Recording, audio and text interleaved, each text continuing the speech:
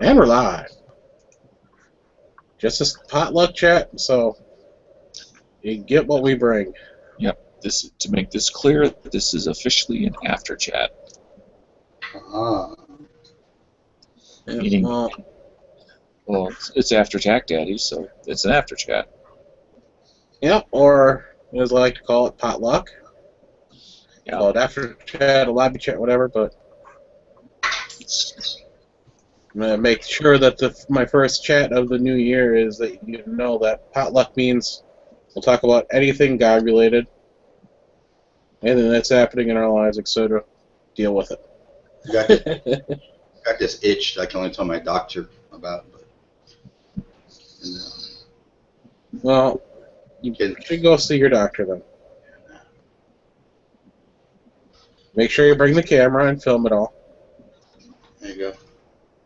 I don't know. This way you've got proof that he raped you when you can I, show the evidence I in had to, court. I'm gonna have to bring my teddy bear camera then. But I started the new year off right today. I actually went out to the range. It was in the low 20s and about a pretty consistent 15-mile-an-hour wind with gusts, of course. Gotta say, the new sights, I got pretty damn lucky with putting that rear sight on. I got it fairly well centered. Can't tell, for sure, because I wasn't shooting off a rest or anything. But it was shooting well. I was shooting where I was aiming for the most part. In other words, all my shots were on the torso. I saw this badass meme today or yesterday. It says, I love hearing about the winter weather from Texas," and it shows this picture of this like SUV completely covered in ice, like cold ice, frozen ice. Yes, yes, I do.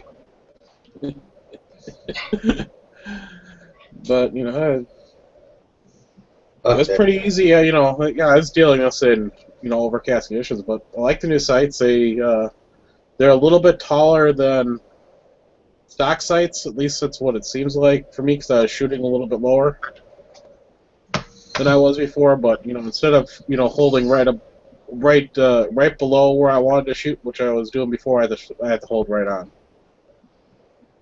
So it's just that little adjustment that I've got to make. Now, you mentioned they were a little bit high. Do you think they may be sights intended for a can, or you just think they're a little high? No, they're just they're the dots are just a little bit higher, set. If I look at it, when I got home, I looked at my stock sights, and you can see they're just a tiny, tiny bit higher. Okay. I can't really measure it. Maybe it's a difference between 0.18 compared to 0.15. Even the True Glow sights that I have on my Glock 26 are higher than your average sight. I remember when I was getting the holster made for this one company. They were like, "Yeah, we need to have a jig to make the higher sight holster, for that one." And it's kind of cool. Yeah, what it really is, I just these sights were originally designed for the PPS, but since I found out the PPS sights work with the PPX, my ProLite just slap PPX on the sight saying that they work with it. Technically, they do. You gotta modify the rear sight a little bit to be able to get it to fit in the gun. So you had mentioned earlier how you used a vise. Assuming you removed the slide from the frame and put this Yeah. slide with cushions in the vise. What'd you use to as a punch or whatever? I started off with well, I could not get locally. I could not get brass, so I just started with a brass cleaning rod that I had picked up the range somebody had left behind, and that wasn't actually working because they super glued. I'm gonna call it super glue, but it's like they use like a red Loctite to hold the rear sight in. So I actually had to switch to a metal, a steel punch to get that thing out. Would a soldering iron not have helped as far as trying to heat it out? It would have melted the sight. Oh, okay. I didn't know it. Oh, okay. I thought maybe they were metal. No, the stock sights on the PPX are metal or plastic, so going to aluminum, and then to get the rear one in, I had to actually sit there and hand file the. And I've talked about this before in chats. There's like a little L on the rear of the rear sight. There's like for the PPS. There's like a little notch that comes up from the back of the rear sight. You know, a little extra piece of metal. Yep. That I had to take off for the PPX because they're not quite dovetail. They're more like straight line shots in there. And what kind of tool do you use to take that edge off? A file. Oh, A little okay, jeweler just file. okay. The reason And I'm asking you is 2 hours of work, but yes. I tried the with the reason I'm Dremel. I tried with the Dremel at first, but it's too fine of work for a Dremel. the reason I'm asking you is not because I plan on getting a PPX, but if there's someone listening that was thinking about it, they'll need to know that you use a jeweler's file, not just a file that's meant to file wood. Yeah, you couldn't even get a file. It's meant to file wood in there. You got to use a little jeweler's file. Right. But I always like to think of the people at home that are listening to this that might have one or know somebody that does have one. So they can say, oh, I need to get a jeweler's file, and oh, even then it's going to take an hour or two. You know. Yeah, it took quite a while. It's only aluminum, so it's a soft metal, so it shouldn't take me that long, but I don't want to screw it up too much. So Right. Yeah. You know, it's a little bit of filing, going back and making sure it worked. And yes, I did pad the vise, but I just padded the vise with an old towel. Right. And I didn't have to clamp it down very hard because I'm going, I put, specifically when I put the slide in there, I made sure that the rear of the side was lined up with the edge of the vise, so I was actually, hammering, sideways. I wasn't putting any, up and down or anything like that, so I didn't have to clamp it in there too tight. For those at home, there's an old carpenter saying about measure twice, cut once. It absolutely applies when doing this sort of work because you're removing metal that you can never put back. You want to file, check it, because you file too much, you basically are throwing them away and starting all over again. So, take your time, check to see if it fits, do a little more, check to see if it fits. Don't try to get it all off at once. Exactly. Next, if you were to buy these, I got really lucky and got mine for $19.56, and I mean that's extremely lucky getting those at that price. They're normally like $80. Yeah, I was gonna say $20 night sights. $20 night sights. That it was sold through Amazon, but it wasn't it wasn't shipped by Amazon. It was sold through a third party. Well, that obviously made an error in their pricing of the sites because it's like I saw this at 3 something in the morning or 4 something in the morning, whatever time it was. I got up ungodly early because I today took a evening nap that I didn't mean to. And I'm like, I'm just gonna check out because I just wanted to get the front sight at first, and those are nice, but because I knew that there'd be issues putting the rear sight in. But when I saw that they were, holy crap, 1956. Yeah, you can take a gamble. Yes, that's what I did. I took the gamble at that price. So again, for those at home, what should they expect to pay? Right around $80. Okay. Now, is that the retail price, or is that a fair Online sale price? Yeah. Not some online price. They're between $75 and $85. They go for like these on Amazon and on websites. So again, just take the average of the two prices, and you can find them.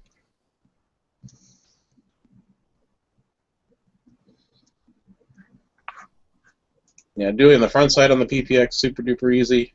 Just have to have the right size flathead screwdriver, which is a relatively thin flathead but wide flathead. It took me a little while. I've got a lot of screwdrivers, but it took me a while to find one that'll work for it. Because again, they use this like red Loctite, to lock everything in, and it's a pain in the frickin' rear to get that stuff to budge. And again, since it's plastic, you can melt it out of there if you really wanted to. But again, no, edge left. Well, again, you got to do it, nice and slow, and I didn't want to ruin the front, the stock front sight, so I couldn't use any heat to get it loose. So I did the shock method. Everybody with the shock method, you get the screwdriver in there and you give it a nice little sharp tap with a hammer. And then instead of trying to loosen it right away, you try to tighten it just a little bit to see if you can break it. And if you can get it to tighten a little bit, you broke the Loctite. And then you can just unscrew it with a little bit of force. Or you stripped it. That's a possibility. You stripped it, but I didn't. I've done enough of these that you get a feel for it after you do it enough. Yeah. I just try to keep an eye out from the new user's point of view, is they haven't done a lot of them. Yeah. And again, the old phrase, kind of like measure twice, cut once. It's tighten, do not torque, with aluminum screws and aluminum housings. Yeah, but again, this was plastic on, with just regular steel. That's what I'm talking about with the stock sights. And again, it's just that, give it a sharp tap, and you just try to, when I'm talking this, you just want to make sure just to feel it break. You can just feel that break, that you have to do it carefully. It's hard to explain, too, and it's even hard to show in a video exactly what breaking the screw does. But I've seen way too many people that they just go for it, they just try to loosen it up with all their force. And then just either script the head or actually break the screw head off.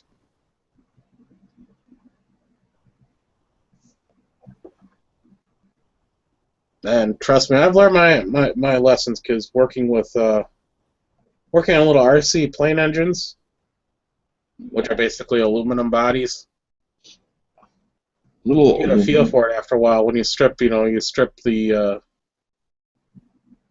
the screw head, or you strip the screw itself, or you have to rethread the whole thing. You get a feeling for it.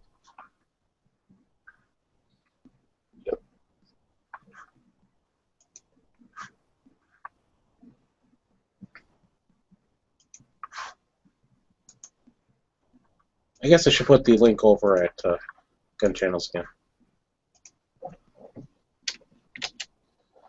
Or the chat itself. Yeah. So that's what I just posted, folks.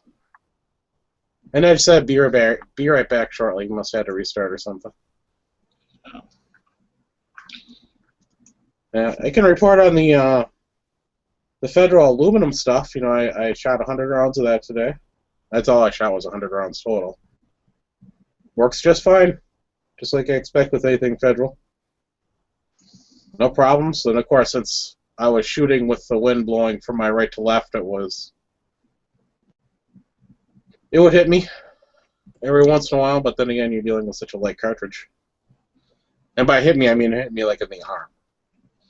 So is it cleaned and back in the holster, or it's just back in the holster? Oh no, if I shoot a gun, whether I shoot a gun once or shoot it 1,000 times, it's coming home and getting cleaned. I have 2 OCD. Yeah, I mean, that's how I am for a carry gun, and most of the time for my others as well. It's just the other ones I might let go for a day or two before I get after them.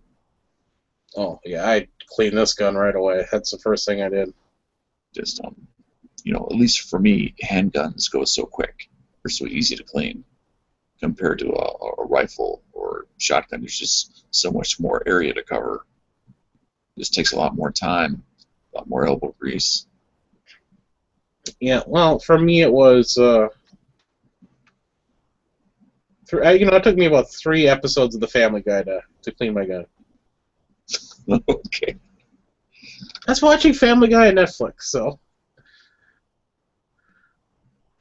I had to check because I caught up on all of that the Netflix. And then I also have the free version of Hulu, where you only get the new stuff. And I get that show on Hulu, but just the new episodes. So between Netflix showing the old stuff and my free Hulu account, I'm, for the most part, reasonably caught up. Although their latest show I haven't seen, which is, let me pull it up, I forget what the name of it is. Well, the latest one that's been released, I should say. Let me look, my slow internet connection slowly open my Hulu account. The 2,000-year-old version. Yep. So if there's any other newer ones that has not been posted yet, are there newer ones? I have no clue. For Family Guy? Yeah. No clue. I don't watch the show on a regular basis. So just like I could catch up with it on Netflix. Yeah. I mean, I don't even have cable. I mean, so I don't watch anything, fresh off the air, so to speak. Yeah. Well, right now I'm kind of scraping the bottom of the barrel when it comes to Netflix. I mean, I watch everything I like, but if you get a chance and you like a little more of a reality show, and I'm talking about reality as in, I'm talking about reality as in real life shit, not the stuff they actually put on. They call reality like Amazing Race or Project Runway or whatever. Right. Battleground Afghanistan. Yeah, that's one I've just 5 episodes, which is unfortunate. Yeah, only 5 episodes, but it's really good. I mean, what I don't understand is it was a 12-year war, is that correct? Yep. And yet, compared to we have a lot more. Well, I shouldn't say a lot. Let's just say we have more documentaries on Iraq than we do on Afghanistan, which lasted much longer, and was, to me, the only one that we had a reason for going there. Yeah, and the reason I don't call it a documentary is because of the obviously set up. The editing and things like that. Yeah. Yeah, the editing and the actual, the filmed in cut-ins where they're in a safe room talking. Right. Yeah, the off the battlefield interviews. Yes. But yes, it seems like it only had 1 season, and it's only 5 shows, and it's for those out there listening, it supposedly is kind of like the show after, not the show, but the program to follow, the one called Restrepo. Restrepo, yeah. Then they did the follow-up to Restrepo, which wasn't as good as Restrepo, but it was still good. Well, I can't remember the name of it. Exactly. For anyone who's interested in Afghanistan, or to a certain extent Iraq, even though it's a different country, but as far as our modern military and what's happening to them psychologically, I think Restrepo is an excellent starting point to try to understand. And if you're not there, we'll never understand. But at least to try to understand what these guys have gone through. And again, I throw out that caveat: we will never understand. That goes. It doesn't go unsaid, but I feel it needs to be restated continually, because I wouldn't want anybody to ever think that now I get it. No, I have not been in those shoes. Yeah, and they actually do use cameras with this Battleground Afghanistan. They actually use cameras like on the rifle or on the helmet. Yep, you got GoPros mounted everywhere. Pretty much, and they actually did, and I don't want to give you spoilers, but one guy does get hit in his IFAC. Mm-hmm. You'll get to see that pretty quick, but they actually capture that on film. Yeah, but it was published in 2013, which means they could have gotten another, obviously, more out of it. But there's only season 1. That was 2013, which means it was filmed in 2012, which means they could have gotten 2 more seasons out of it. but they It didn't. could have, yeah. Well, with everything that the government has to do to edit that stuff could have been filmed in 2010 for all we know. Exactly. It's just that, you can't hit pause on what's going on over there. You either catch it on film or it's gone forever. I mean, you can always interview survivors after the fact. Yeah, I was watching a pretty cool documentary from, I think it's War Documentaries, the channel on Fallujah. That was pretty cool. Yes, that's another, again, to again try to show, for those of us that weren't there, to give us a teaspoon of what they of understanding of what it may have been like to be there. And I don't mean it was a great thing to be there. I mean as in what they had to do, what they had to live with. I want one of those T-shirts that says "Spring Break 2008 Fallujah." Yeah, and there's always been in wars, dark humor, and but it's a coping mechanism of the soldiers and the people that are there. That's how their goal, is getting home alive, but their goal at the moment is just to make it through the day. Yeah, it really did. That one and Restrepo really changed my opinion on what the troops are going through. Yeah, I would say it didn't change my mind. It made it a clearer focus on how much more psychologically hard it is on these young men. Yeah, I didn't think it was. That's what I'm talking about. I didn't think it was that hard on our. Well, in Vietnam, mentally that hard on our troops, but I go back to thinking about what the people in World War II or Vietnam or Korea had to go through, and in Vietnam when you were drafted, like some other wars as well, there was you went 1 year and you got out. You had the ability. You didn't have to go back into the war again or into conflict, whatever you want to call it. One tour was good enough. My old man did 2.5, which is like but these kids are doing like freaking 5 tours on average. Some of them. Right. Yeah.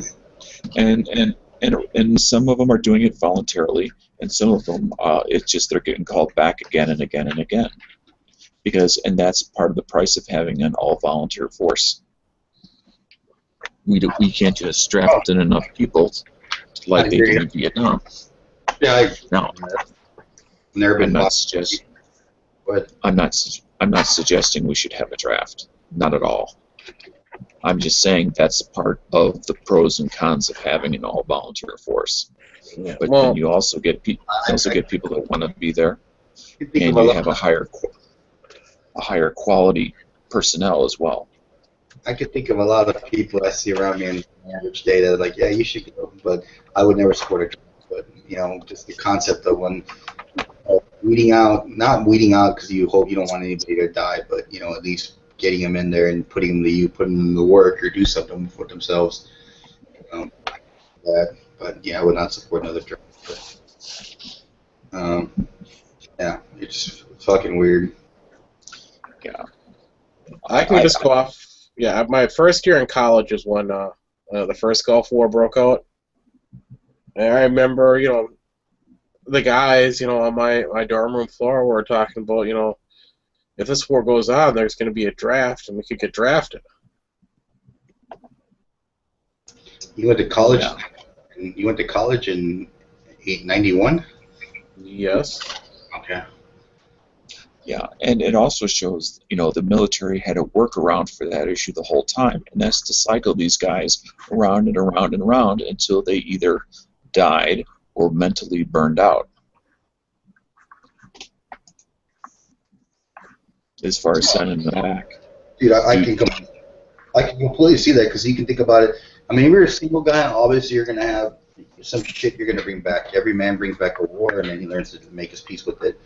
But if you come back and you come back to the family, and then you get a couple, maybe a month at home, whatever it is, and you got to go back again. You're redeployed again, and it's like, damn, dude, I danced with the devil, 2 tours already, and now you're putting your whole family's thing at risk. But you did join the military, unfortunately, and where you are in that situation where it's obviously some attachments or what's the word I'm thinking of? Some of the divisions are going to obviously be deployed multiple times, and yeah, but I'm going to throw something a little strange in there. But how many bad decisions, except for criminal, do we make where there's essentially a death penalty potentially involved? I mean, short of the decision to do a violent crime, what other bad decisions can you make that might potentially result in your death for a period of not days, not weeks, years? Yeah, and I want to say something because we got Arizona Awesome Austin out there that's replying to my chat over at on the YouTube side. Normally, Arizona, I just read comments that come in through gunchannels.com. If you're not a member over there, it's an awesome site. It's $1 a month. They don't collect your information or anything like that, and you can sit there and chat. I call it the Facebook for gun lovers. You can see the live chats that are going on, just so you know that Arizona. And I want to thank you for the information as well, because it's Corn Gal was the name of the show that went for Restrepo. That was the second one.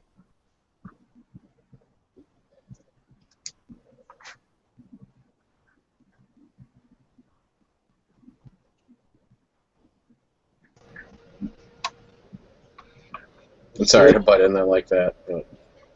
Well, I mean, I just look at it in perspective. Like my father has told me, he was very fortunate to come back with his life because many of his friends didn't. And like I said, back then it was 1 tour. He got stop loss, ended up doing 2.5. And they turned the boat. He was a Navy guy. Turned the boat on him around. He was combat oriented. This detail that he had. It's just something crazy. They thought they were like fortunate. He lived. And like I said, now these guys are going back multiple times, being redeployed, and it just I imagine it takes a total impact on people's psyche. Either you really fight through it and you're tougher than ever, or it can just wear you down. Yeah, well, one thing they said in Battleground Afghanistan for the night, I'm gonna paraphrase because I don't remember the exact quote, but one of the kids, and these guys are kids, they're almost all of them are under 25. Most of them are under 21. Yeah, the vast majority are, and the vast majority are also at the point in their life where they believe until they get to war that they're actually invincible, and that's when that innocence is lost forever. Yeah, but he was talking about the IEDs, and that's what scares them because you don't know, where the next IED is, because that's the I'm going to call them the terrorists, I can't think of the name of. IEDs are obviously very specific in nature, but they, and I'm not trying to compare the two, but there were. In Nam, you had mines and all these devices punji sticks that Vietnam designed, to take down the troops as well. They weren't as incendiary as these IEDs. No, well, what I was going to go on and say here was that what scares these kids is not that the IEDs will kill you. They're really designed to blow off your limbs. The stuff that the ground troops face. I'm not talking about the guys that are riding around in the tanks, but the guys that the ground troops are facing are designed to basically take out your legs or take and make you Well, I didn't hear they were designed to do that. I heard that's the end result because they're just basically shell and putting it in an area and arming it with a cell phone transmitter, and for the most part. The ones that they're dealing with in Afghanistan are pressure plates. They go off when you step on. Okay. They're not set up, or they're just designed to go off when you open open the door to one of these mud huts. Yeah, those are anti-personnel mines, basically. Right. There's multiple types that are being used, but in the interviews that are shown in Battleground Afghanistan, it seems a consensus in the off the forward operating base when they're back at their home base, when they're being interviewed, that their main concern out there is coming back less than whole. Now, Yes. however you define that, whether that means a foot, a leg, both feet, an arm, your manhood, or just you've lost your nut, whatever it means to be less than whole, that's what they're worried about. They'd rather not come back than come back less than whole. At least the guys that were interviewed, that's what they said. So, but we're only seeing a couple dozen guys. We're not seeing enough guys to draw statistical conclusions. So basically what I'm trying to do is not pull a Yankee. No, but I'm just saying, based upon this show and what I've seen in other ones similar to that, that's our weapon of fear. It's killing me. It's on the tip of my tongue. I can't think of the terrorist organization over in Afghanistan. It's driving me crazy. Taliban. Taliban, thank you. As soon as you said it, I'm like, that's the word I was looking for. The Taliban. That's our weapon of terror. It's not according to what I'm hearing, of course, it's not not them jumping up and taking a pot shot with the AK or an RPG. It's their frickin' the IEDs that are the main scaring force for our troops. And there is still Al Qaeda in Afghanistan as well. It's just the majority of what's left is Taliban. Yep. But Al Qaeda is still there.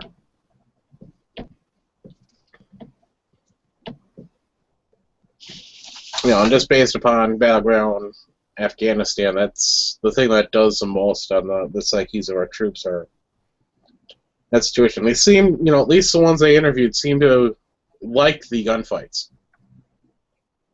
It gets their adrenaline going. Yeah, that's one of my deepest regrets is not going to the military when I was 18 or 19. Making that because of the decisions I made, and I didn't.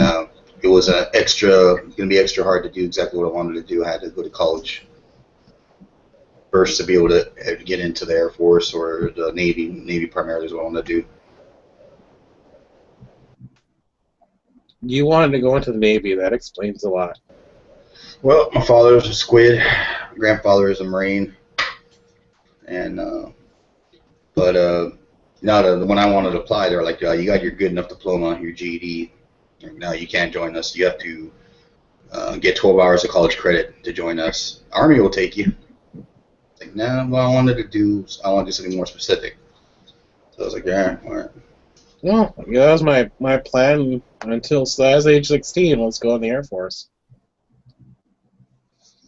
And then I procrastinated, never did it, and then I ended up having children at a young age. So I was like, yeah. And my ex wasn't who you would call, many people don't really have what's called a military wife. That's a whole nother conversation altogether. But serving your country is serving your country regardless of how you did it. Yes. So I see no lesser or greater value regardless of what it said on your shirt. No, I agree. I just had my specific thing I wanted to do for a reason. And Well, everybody joins either a certain branch or gets a certain MOS for a specific reason, whether it's a skill set, an education, travel, certain experience.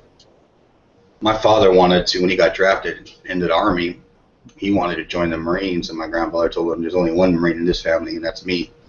So he joined the Navy. That was his alternative. Grandfather would let him become a Marine. He wanted him. Too afraid he's going to die too quickly. and in that environment.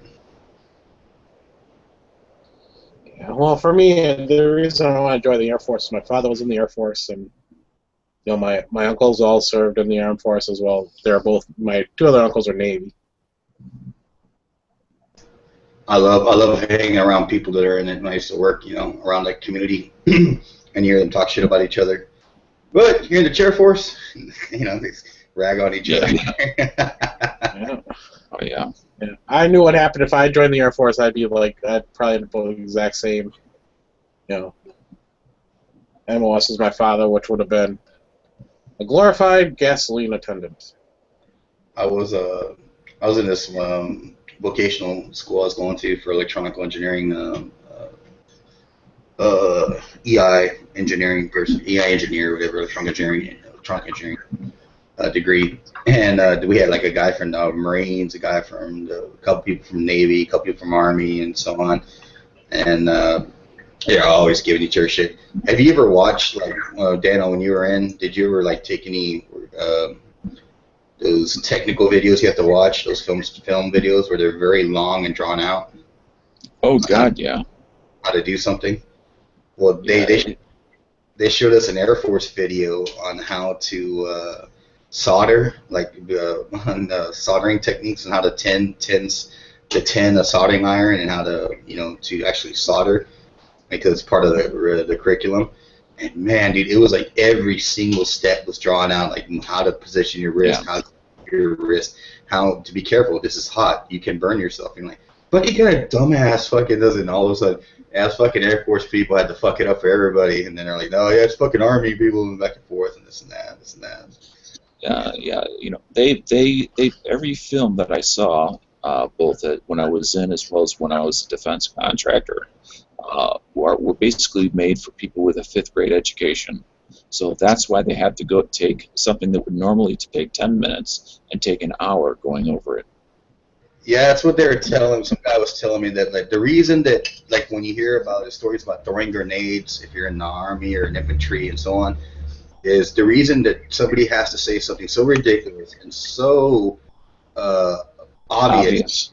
That because they had an accident or a training accident with some dumbass that they don't discriminate at all. They give the lowest IQ available the opportunity to understand these instructions, and therefore everybody suffers. Yep. Because the training incident that happened that made this policy. You're absolutely right. Yeah, what probably happened is some high-ranking officer was an idiot who did those mistakes, and it's like, you better tell them that they need to do this, because the enlisted people aren't smart. I've never thrown a grenade. I'd love to one of these days, but I've heard the stories about it. They're like when they're like you're doing instruction, you have the grenade. Yes, you have to repeat the command like 3 times. You have the grenade. You have the grenade. I have the grenade. You have the grenade. I have the grenade. I have the grenade. All right, because people get that that fucking thing where they freeze, dude, and they're like, pull a pin, and they freeze. And there's countless of people have told me like that thing where they had to, like, the instructor had to grab the grenade from the guy's hand and pull it out and throw it because the guy fucking froze, freaked out. When I do have a what happened there, Edge, was he took and pulled the pin and threw the pin. Top secret. I do have a short grenade story. When I was in basic, the first time I ever threw a live grenade, it was in a pit, and for some reason, when we had done all of our practices, we never threw them on top of sand. We always threw them either on top of hard dirt or frozen grass, because this was January, February time frame. So when I threw it, somehow I ended up throwing a line drive. Well, if anybody's ever played baseball, if you throw a baseball into soft sand at a line drive, it's not going to bounce, it's not going to roll, it's going to stop exactly where it hits the ground. And I threw it, and I threw it hard, but because it didn't bounce or roll, it was a little bit short of where it was supposed to go, because again, it was a line drive. And we had to immediately jump down in the pit. And on top of my helmet, I could hear the shrapnel falling back to earth and bouncing off my helmet. because it sounded like little pieces of either a beer can or a pop can that had been shredded into 1,000 pieces, like falling on top of my helmet. I hear that, man. I mean, I didn't freeze. I just threw a line drive. Yeah. I didn't put an arc in it. You know, it was by accident. But you know, things like that happen. I mean, you can do it right over and over and over again, and then that one time you don't quite put enough arc into it, or it bounces off of something. For sure. So. I was reading a story once, and my dad gets those. He's a 100% disabled veteran, and he gets those little magazines sent to him with these stories, you know, of heroism.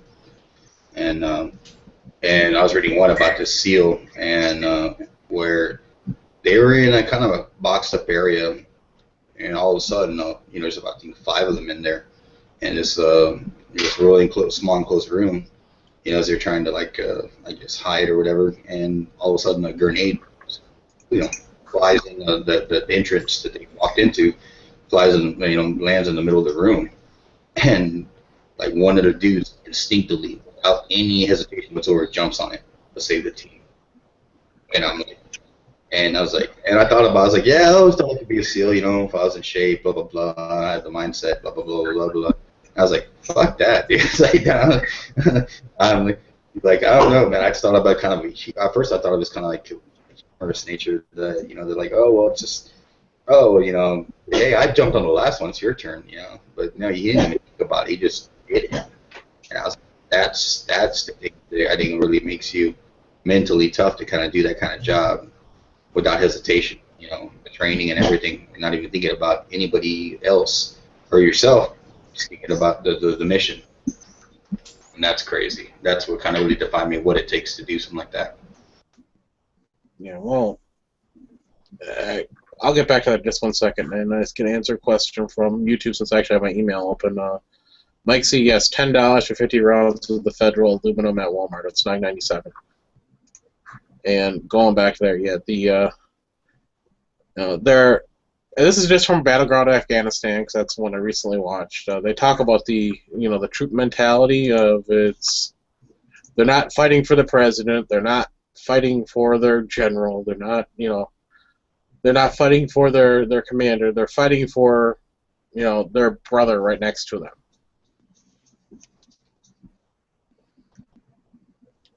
So yes, you know, that mentality means, you know, if you got to jump on top of a grenade to save your brother's life, you do it. But that's true of soldiers of all time. Soldiers don't get to pick when and where they go. That's somebody else who's not there. You are there to save your own life and the life of your fellow men. Yep. You know, what I took out of that is, you know, I'll die, but the other 4 people that are immediately around me will get to live. Mm-hmm. You know, you could either take that action, or you could, you know, all 4 of you either get die or get severely wounded. Well, I mean, I question. I got this trivial with it. Is like, I was like thinking about, like, hey, you know, you got some guys that are family men, some are single, but it doesn't matter. It's just whoever can do it first to save everybody else. And exactly. If you're that guy who has 3 kids waiting for you to come home, you know, and you have to do that to save everybody else, you know, that's just basically that's the way that cookie crumbles, and it sucks, but it's the mission. I mean, the person, you know, using the grenade just as an analogy or as an example, the person who's the closest to it is the one who, ideally, I mean, you have what's called grenade sumps, and it's a hole that's diagonally dug into a trench, which you're supposed to kick the grenade into. You all depend, including if you're the person doing it, depending that you're going to get that grenade kicked down in that sump hole before it goes off. Whether you're the married guy, the single guy, whatever. But even if you just get it partially into it, at least you'll still go home alive, and that beats the alternative. And your fellow men will get to continue on and live.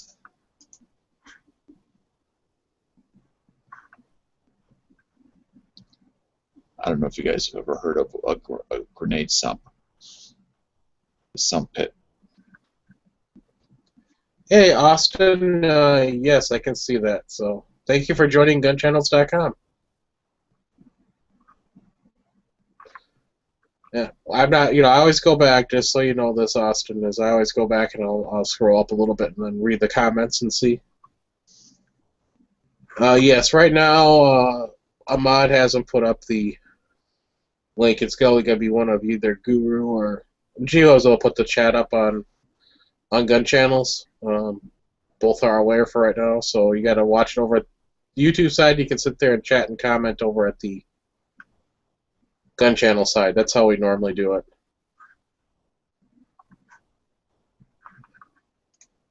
Yep. What he said. I'm sorry to take it off topic again, but I want to make sure that you aren't being ignored. I am reading this. I do read the comments. You're quite welcome, Austin. So, how many weeks would you guess that it's been since Stone Guy has done his Thursday night chat?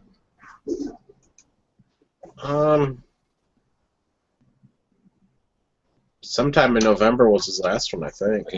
Because I heard at the end of the other chat that he was in before this one, he made a brief comment on air, and that's why I'm saying it, because he said it live on air, about how he made a promise to his wife, and he didn't elaborate on it, about what that meant or anything else. In order for Stone Guy to see his balls again, he's got to do what his wife tells him to do. Well, that's true of anyone who's married. And if Edge had some, he would admit it. But being that I was, I understand that's the way it is, and that's reality, and that's okay. I mean, you have to make compromises to get what you want. Yeah. Sorry, I walked away. What was the topic of marriage? It's crap. Were you returning your balls to your wife? I keep them in my gun safe. So in a jar. Exactly. She can't have them.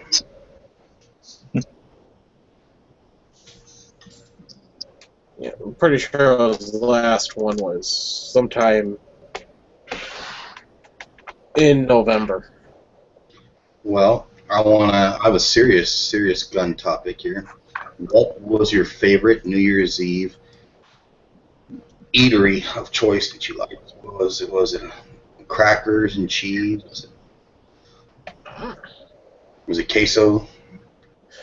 I'm going to say this is a family tradition. It's not really my favorite, but... Get them Polish people eating them warm pies? It's pickled herring on Ritz. So you're close to me. I have a Ritz, and it's old school. It's just cheap little deals. Cream cheese, Philadelphia cream cheese on Ritz. Basic cream cheese on Ritz. That's not even close. You ever have pickled herring? No. I'm not white. But you look at. It's actually a Norwegian thing. I've heard of that thing that the Polish do with the maggot pie or something that they do. Really crazy. Yeah. Well, there are some people's traditions are lutefisk, whatever. No, you mean ludicrous. Ludicrous. Ludicrous. Yeah. I've heard ludicrous, lutefisk. There we go. Some video of these Norwegians or Swedish. I'm sorry, I get them mixed up. Where they have these sharks that they dry. They hang them out to dry for months at a time to get them they age them, and they have them like hooked up on this dock, by the sea, where they age them and hanging obviously, and it just reeks for miles, from fucking that stench they got coming off them. But people dig that aged shark. It's called necrotic tissue, also known as a rot. Yes, I've heard of people aging steaks at certain steakhouses, and you have to pay premium money for that. They don't like do it for months at a time, you know. Like, well, it's also salted, so there's prevention in there as far as bacteria and stuff. So it's not truly necrotic tissue. Not in the same sense as just hanging an animal out there for months at a time. Yeah, well, if I've actually had lutefisk, and trust me, it's not something you forget the taste of. But it's fermented, pickled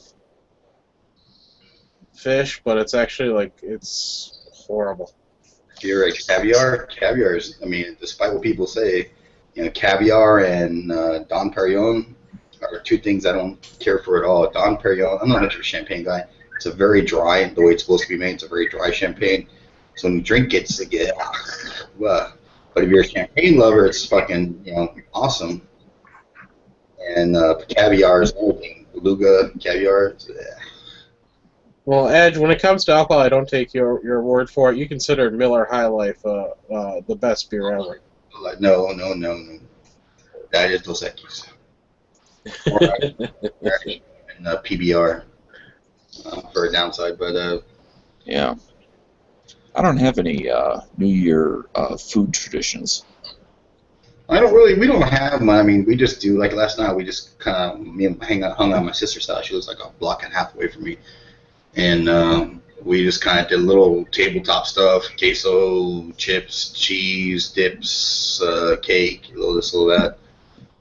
Nothing specific, but it was all right. Yeah, my family never really did the celebration of New Year's Eve. It's just, just my aunt that liked the pickled herring, so that was what we had on New Year's Eve, was pickled herring on Ritz. That and some leftover wings when I got home. It was fucking 30 degrees last night, or 33 degrees with the wind. And So it was hot.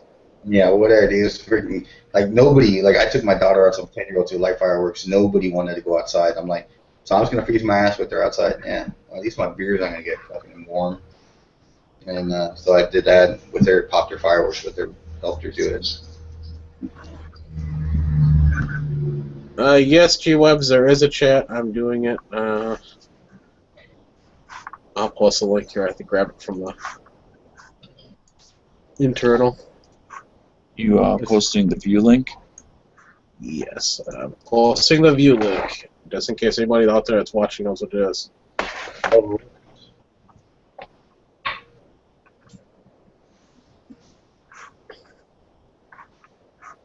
Can't have the view without Barbara Walters.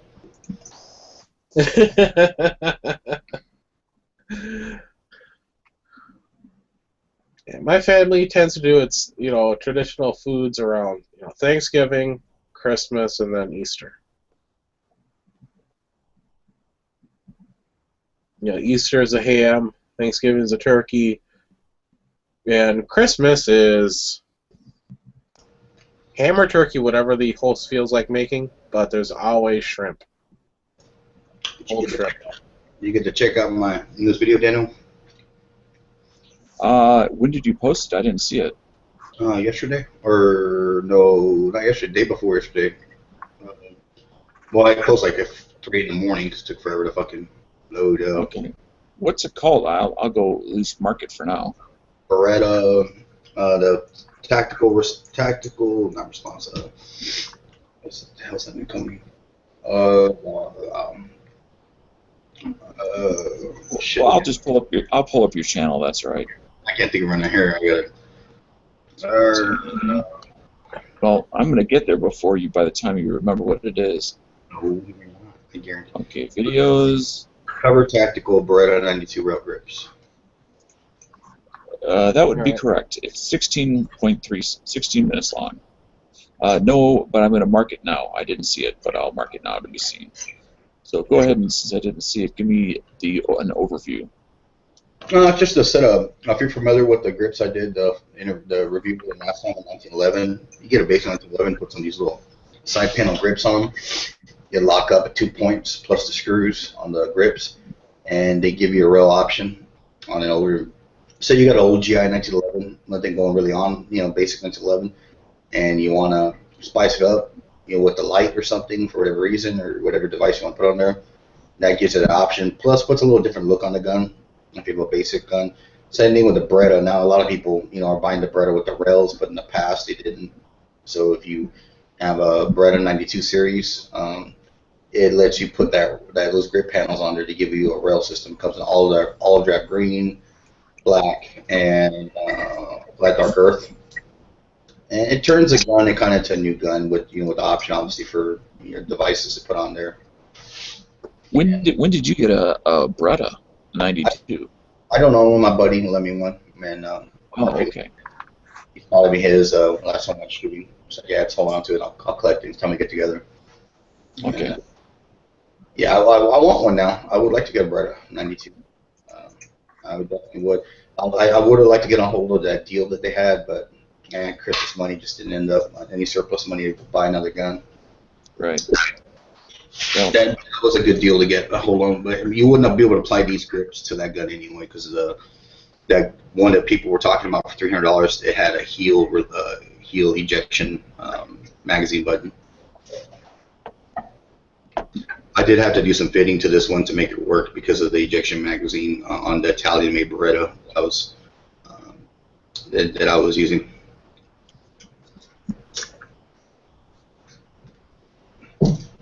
All right, now I got a break in this. Austin, just in case you didn't understand what you was posted, just refresh the page over at Gun Channels, and my chat will be loaded up on the Gun Channels window, so you can actually watch and comment over at Gun Channels instead of doing or separate tabs or separate pages. Or do it old school and just do F5. Yes.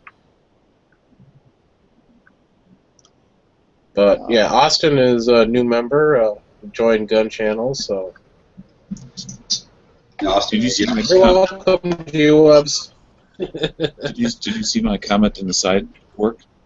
Not yet.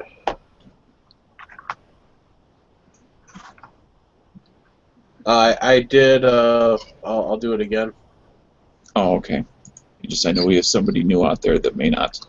If anybody wants to tabs, the first thing you want to do is hit Control F4, and that gets Don't be mean. What's Control F4? Try it and find out. No thanks. Well, isn't the shortcut to close? Yes. Okay. I figured. It hasn't been that long since I've been out of computers. And anybody out there, this is where we, for lobby chats, we post the link in gunchannels.com, so you can actually join in on the panel. If you want to come in and talk with us, or yell at us for being dumbasses, etc. You can do it, but you got to be a member over at gunchannels.com to be able to join into these chats. And the best time to do it is when there's just a few people like this in here, because we've got time to kind of help you through some of the technical parts if you're having microphone problems or camera problems or whatever difficulties you might be having. We can take the time to try to help get you through it, the learning curve. We can give you our PayPal account name, and then you can just email us your payment, and then we can secure it. Once that's been secured, then we can assist you in such gesture. We always like new people in here, so. Yep. Yeah, and you don't need a webcam or anything. You can just join as long as you got a microphone and headphones. Yep. Or you can control so you don't get feedback. In other words, you got your speaker set up so that they don't get into the microphone. Right.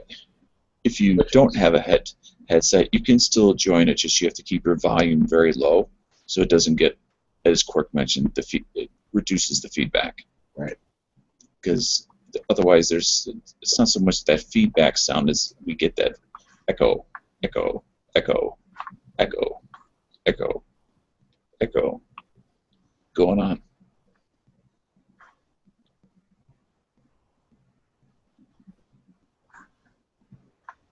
Yeah, and I love how, Gun Channels is so 2014. Yeah, I will agree, Drew. 2015 is the year of repealgunlaws.com. Oh. That was meant as a joke, folks, but it's actually that's actually a site that's really cool. Be picking on the little guy. Let's give him a chance. Being a bully.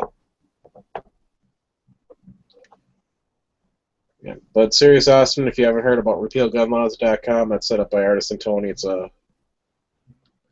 It's different than gun channels. They're two different entities completely, but there's going to be some crossover. But we do a chat every Saturday night. Over there, and it's a really structured chat. Sometimes the best way to explain it is by explaining what it isn't. It isn't a social site like we're doing right now. It's not to come together and to talk about guns and guy stuff and that sort of thing. It's not that at all. Everything the gun channels is, Repeal Gun Laws is not, and vice versa. Yep. You don't post pictures of your favorite gun that you just bought. You don't ask questions about your firing pin and how to remove it over there, but you can here. First rule about Fight Club. Talk about Fight Club. I saw some guy. I made that comment about on Eric's last video, I'm a Iraq veteran, about appreciating him putting on that.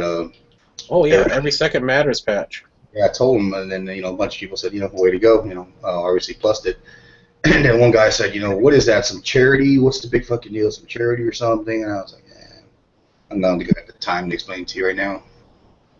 I was like, I know I should, but I was just like, wasn't in the mood to do it that given day, that given time. Well, yeah, what I did is I actually commented on that video as well, thanking him for wearing the patch, and just put a link. I said, if you want to find out more about Every Second Matters, just go to everysecondmatters.us. And for those that aren't familiar with this that might be watching, that's every2ndmatters.us. One of the founding members. We're all founding members of Every Second Matters here. Shut up. Every Second Matters is a grassroots organization spreading awareness of the Second Amendment person by person. Yeah, I want to get one of those new patches. I want to get a chance. I only got the black. Still have a couple black ones left.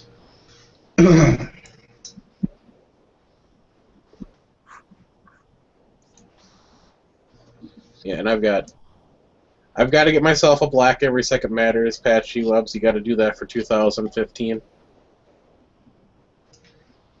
What do you mean? They were black in the first place. Yes. I've got the tan ones. He did a limited run of the tan ones, and I don't have a black one. I missed out on the black one the first time. You don't have an original black one? No, I do not have an original black patch. Parliamentary procedure here to remove Quark's membership from E2M. All exactly. I want to see your man card because I'm going to punch a hole in it. I said just a patch. I've got the stickers and I've got the. No, it's the patch. All agree. Quark's membership excommunication from the E2M community. Agree, please. Hey, Edge, you don't have a black patch either. Yeah, here. Do you have a tan one? I got like 5 of them, I think, now. I still think I got like 4 or 5 of them. Well, then send me one and I'll have one. Buy one like that, too. Edge, the idea of when you get more than one is to keep one and give the rest away. What? That was the premise behind giving people more than one. I think I was the first one to order 7, according to G-Web. So I'm like, people were like, they'll order 1 or 2. Well, I mean, give them away on your channel. I didn't give them away. I think I have some extras there, but I think I maybe have 3 actually. Not hey, Edge, do you have a tan one? The desert tan? No, I do not. I'll trade you a desert tan one for a black one. All right, fair enough. Of course, now you got to exchange your vitals, including Social Security and birth dates and store numbers. I know where Cork lives. It's at a place out in Michigan where the guy has like a bunch of tires and he walks around. Do you have a store number? Michelin Man. Store number 3208. There you go. Daniel wants to get somebody else fired again. Hey, in Austin, if you go to the spreadshirt.everysecondmatters.com or just go to everysecondmatters.us, you can actually go to the Spreadshirt, which I made up all the Spreadshirt stuff. It's been my So, experience. you can, hoodies and T-shirts and all different types of stuff. Been my experience. You're a yeah. kid out of the city, you're asking for trouble. Yeah, and the reason I brought this all up because tomorrow's the 2nd. Are you sure? You're right. Yep. So we got an Every Second Matters tomorrow night Edge. That means I need to look up to see what the weather is, see if I can go shooting.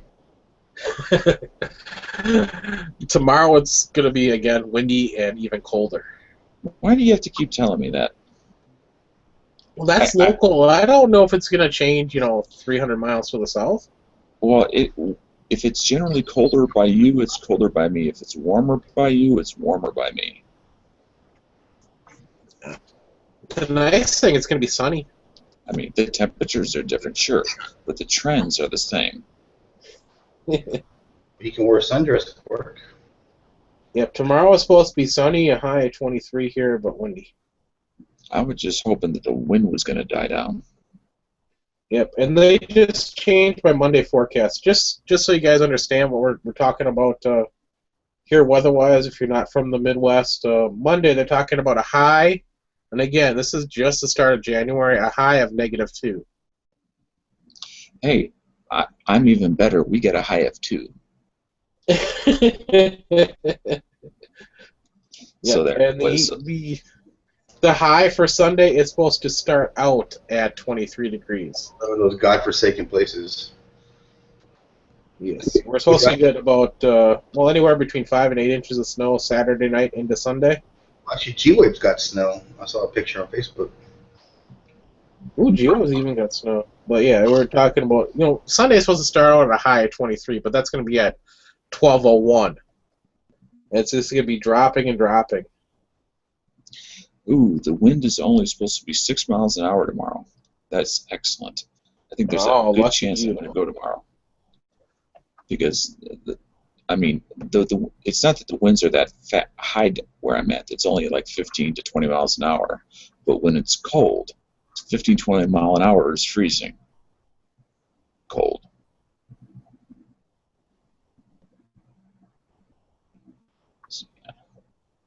So that means I got to set my alarm clock for the morning.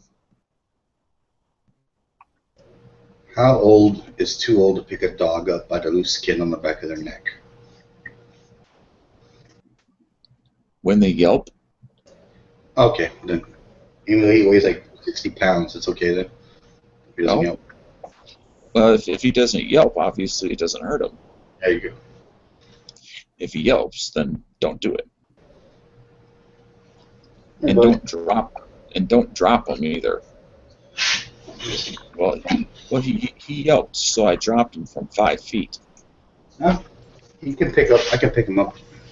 There you go.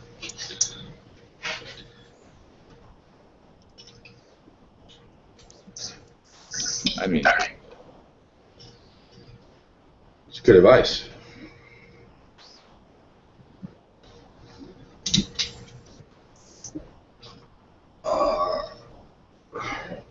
Today was fun though at the range, even though it was like wind chills are like 10 degrees. It was still fun. well, it definitely keeps you from shooting all your ammo. Well, I only had 100 rounds of target ammo anyway, so. Well, I'll tell you this: when I used to go to that public range, on a line with everybody, bam, bam, bam, bam, bam, right next to you, 20 people on a line. So sometimes it gets it's like wow. I mean, I would go through sometimes 200 rounds in like less than maybe 30 minutes, sometimes even 40 minutes. When I go to this private range where you take your time, shooting, you're not in a hurry or anything. By the time we're done, I maybe shoot sometimes 200 rounds, maybe sometimes 300, and within the course of 4 hours. Right. Because you can take your time and you can like where I shoot out, it's an outdoor range, but I have an alley, and my alley has earthen berms on both sides that are 20 feet high.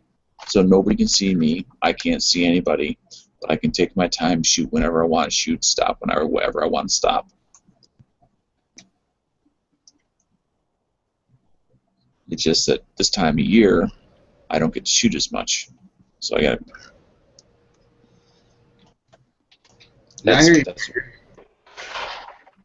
So that's what sucks about it. And there are no indoor ranges by me that allow you to draw. All the indoor ranges is no draw, and I see very little value in, at least at this point for myself, to go to an indoor range where I can't draw, because that's what I practice for. Yes.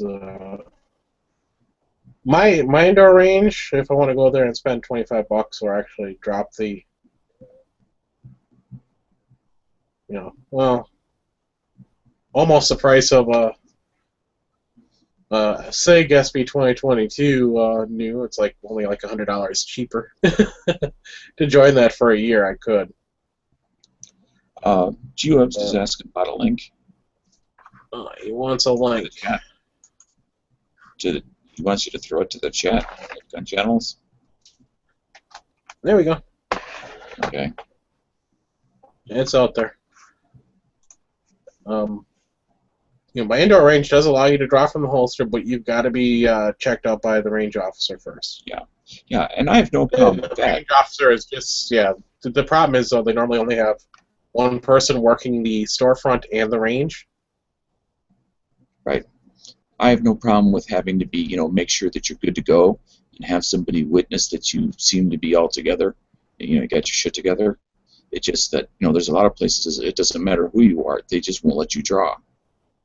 Yeah, and this is what I was bringing up, when I was in there, it was like the store was too busy for him to actually come to the range, which is down the hall, and through a few doors, so... Yeah. I would just think that, once they check you out and they verify, okay, you're good to go, you got your shit together, you're not some, strange guy, and you're by yourself, that you're good to go. In other words, there's no distractions. Put your name on whether it's in a computer or on a Rolodex or whatever, that whenever you come in, as long as you're by yourself, you're good to go. Period. Yeah, so I wasn't able to be, checked out, and it's quite a procedure to get checked out there. Oh yeah. It's not something you just watch as you draw once and says you're good to go. It's like you're going to do this over and over for a half hour until you get it where I'm comfortable you can do it consistently. Right, and if you're going to go through all of that, you should be reasonably, I mean, there's no way to guarantee safety, as we all know, but if they're not confident at that point that you're going to maintain control, then they shouldn't even have anybody drawing if they're that nervous about it. Yeah, but I was, as I said, I was out at the range today. It was windy, cold. I could not feel my fingers or my hand when I was done, but I will tell you this, having, be able to walk to my car, which, from where I was shooting, which was in front of the benches, because I'm not going to shoot at 15 yards, I'm going to shoot at closer to 10. I sure was glad I could get in my car and get out of that wind to load my mags. Oh, yeah. Yeah, I this time of year I keep either hot coffee, hot chocolate, whatever, a hot drink in the car, and I reload my mags from inside the car with the heat on. Otherwise, my hands would get too cold, too numb, and again, that's not good practice, because when I go out in the world, I don't go out with no gloves and let my hands get all freezing cold. For me, that's not real world. That's not how I go out. Oh, for me, I never wear gloves when I'm out, so I have to get used to that numb hands. Well, don't you keep your hands in your pockets? Nope, not when I'm out. They're out. Okay. Why? Because when I need to have my hands free, they're going to be in my frickin' pockets. It's not going to happen. I'd rather have cold hands until I get to the store than I am to I actually need to have to draw my weapon and get my hand out of the pocket, or, worst case scenario, dealing with winter here is slipping on ice and then, ended up really hurting myself that way too. It's another reason why I don't keep my hands in my pocket. I guess I've just never had a problem with, quickly taking my hands outside of my pocket, like if I'm slipping on ice. And also, if I'm going to walk on ice, I put my hands out to the side so I can balance. I mean, we no, can't always see. Yeah, I'm just saying that's the reasons why I do it. I mean, if you're walking on asphalt or concrete and it's solid ice, you fall down. Yep. It's very easy to break your arm, break a wrist, twist your knee.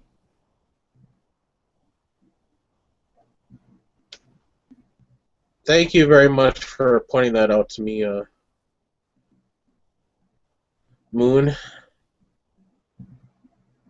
Is that yours? Because I don't know what your Instagram name is. If that's yours, nice. You posted a link in the... That is his Instagram account, yeah. Ah, so you actually got yourself an SP 2022. How do you like it? Jump in here. Or at least say something in this chat. Yes. Okay. So you got one with a laser. Looks like he's got the laser on there, yep. I wonder if that's the grip-actuated laser, or if that's one where you have to use your index finger. Index finger, it looks like, I think. Oh, no, it's his dad's. Ah, it's his dad's, okay. His dad also has a Browning high power. Yeah, the Browning high power. That's in really nice condition.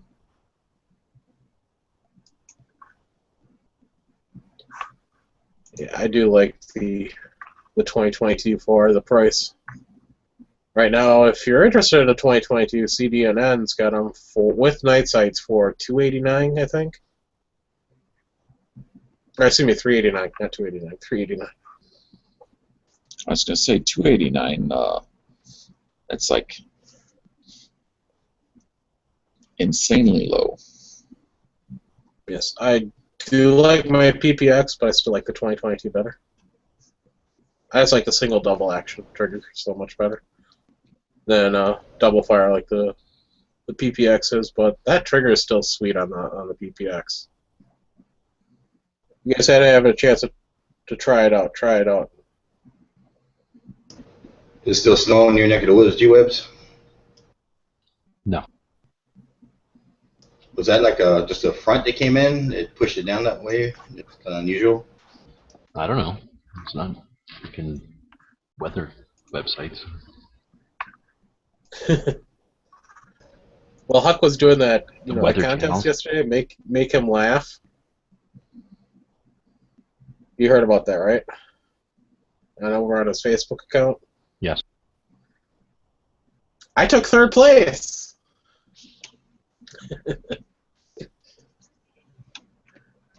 But the winner, which I thought was, well, Edge, sorry to offend you. How do you stop a Mexican tank? I don't know. You got me. You shoot the guy pushing it. It doesn't make any sense. To me, it sounds like they think Mexicans are strong enough to push a tank with one person. I was going to say, yeah. I mean, they're hard The guy workers, but come on. Yes. I mean, It's I fun. mean, there has to be some kind of accomplishment or at the end where you get paid to do it. There's no point. They're not patriots. Yeah.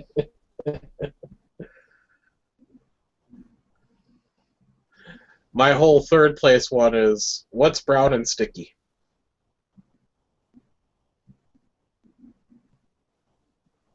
Nobody's got a guess? I don't know, racist joke. It's not racist. It's a sticky, dumbass.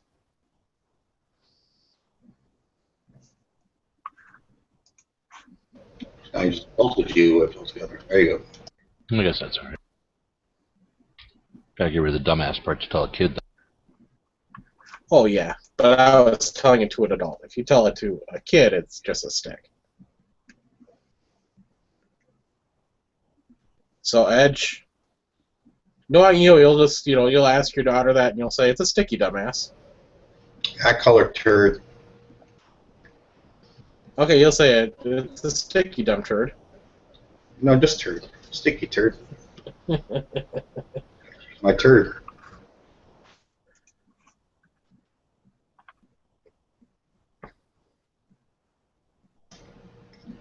Or toyed, the way she says it sometimes.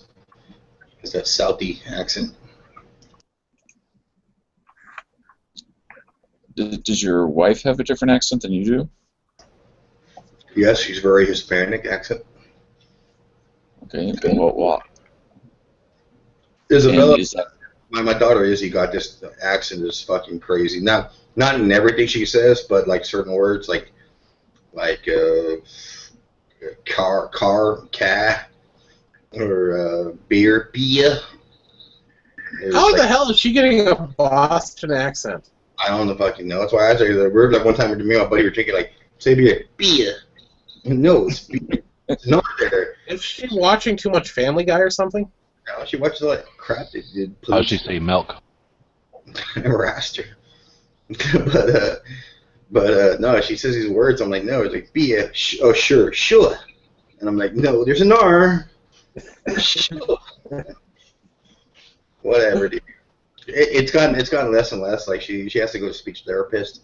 You know, I don't know. When I was a kid, I had THs were my problem. That's like mutter. And I think she's getting over it already, little by little. But it's still, like I hate her. I'm not a toy. Like, well, then it has nothing to do with her accent and everything to do with her speech thing. That's different. yeah, You pretty said much. it was her accent. It's not her accent. So to speak. I mean, I guess there you go, man. I mean, Like for me, when I was a kid, I could not say SP. You know, like spoon was foon. So I couldn't say the SP when I was a little kid. Yeah, my sister still making fun of me. Hey, where's Mother at? And I'm like, she's right there, motherfucker.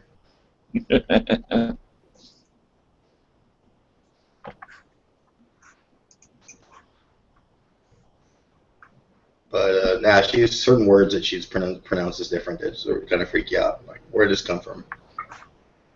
How old is she? 10. Oh. But yeah, like my wife she doesn't have like a serious Hispanic draw, but you'll notice if you hear her talk. Like, yeah, she's from a border town.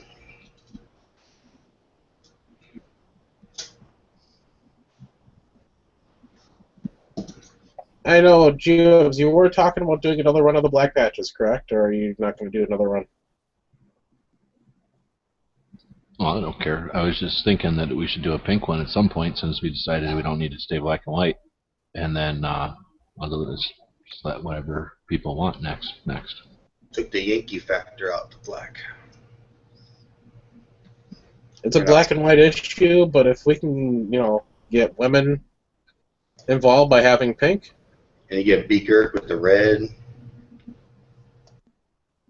Well, that's spreadshirt. As far as I remember, there was a whole bunch of people that wanted a pink one, and then more people that didn't care, and then Yankee. Was there anyone else who didn't want it to be pink? I remember Yankee had arguments pretty much trying, being insistent that it stay black for whatever reason. Because of the black and white. That's because when he's in the room, it's the only voice anyone can hear. All I'm saying is it's a group thing, so if everybody wants it to be pink and most people don't care or they want it to be pink, I'm pretty sure there's only one guy that cares that it's not pink, then the majority rules in that case, in my opinion. Yep. I don't have a problem with any of it, as long as the message, it doesn't get, construed or misconstrued or... Who the fuck cares what the message gets construed? It's not like it makes any money or it does anything. As long as it gets people talking, then we win. It's like a ribbon. That's like whoever came up with that yellow ribbon, like back in World War I, like getting all mad because somebody puts, 9/11 on the ribbon. Like, oh, that's not what the ribbon's for. Like, that's for remembering. It might remind you to remember. Well, that's my point. I mean, as long as people understand what it is, it doesn't matter what color it is. Right. Yeah.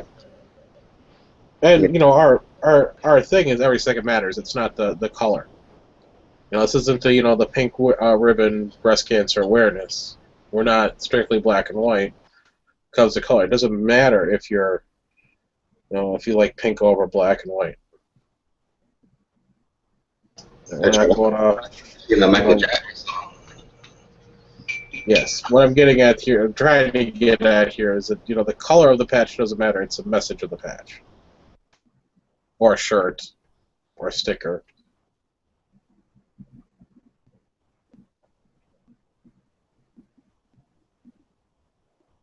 It's it's the E2M that matters. I'm all for doing pink. You did the desert black. You did the desert tan and black there, G-Wubs. I had no problem with that. Everybody wanted that. Like literally everybody wanted a different one, and I figured why should I run another black and white? And then it did just sit. Well, we were doing it as a Kickstarter anyway. Nobody would care. Nobody wanted a black and white. People that bought the black and white already bought them. So yeah. People wanted them to be able to wear with other things or whatever. So. And then there was some people that wanted one. They didn't really care one way or the other. But anyway, so that's why I figure about every 3 months or something we can do one, and then depending on demand or whatever, and then, like I say, do a pink and then another black, and then I don't know, whatever people need after that. I think Z was saying white with black writing, but I don't know if that would look good. You would stand out a lot. The only problem with that is it gets dirty. Yeah, so what? Yep. Yeah, I hear what you're saying. Are you aware, G-Webs, of who gave Eric that patch he's wearing in the last video he did? Yeah, me. Oh, cool. Awesome.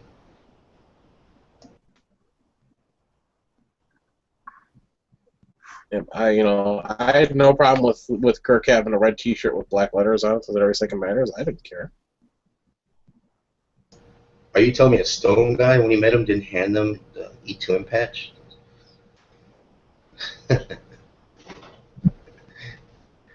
Just fucking with you. So, G-Webs, are you going to do changes to gun channels? Yes. For the better, I take it? No, we're going to basically shut it down, make it bad, put a bunch of ads on it that are like, I don't know, Acme ads. So what else could be annoying? Porn ads. That's what we're doing. All porn ads. You make the announcement? Well, no, Quark just did, I guess, because he felt like it. Well, I mean, he still didn't say anything. Saying there's changes and saying what the changes are two different things. What if we wanted to make it a giant thing that the changes themselves were going to be a massive event that people could have won prizes and cash on? Kind of can't happen now. Sure it can. That's out of that. You could say, tune in January 31st for the big announcement. Yeah, maybe tickets like a But if the big announcement was the change, then it's not that much of an announcement. It's like the big, like reminder of what you already know. You want to wait donkey show tickets? It's our first, people to buy. Nope, nothing like that. Can't imagine why you'd go there.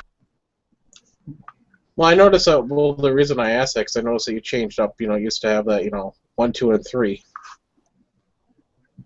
Nobody was using those, so pulled them. But it also says somewhere, don't get used to this because this was all temporary when we were fixing it anyway. It was just to put something put back together.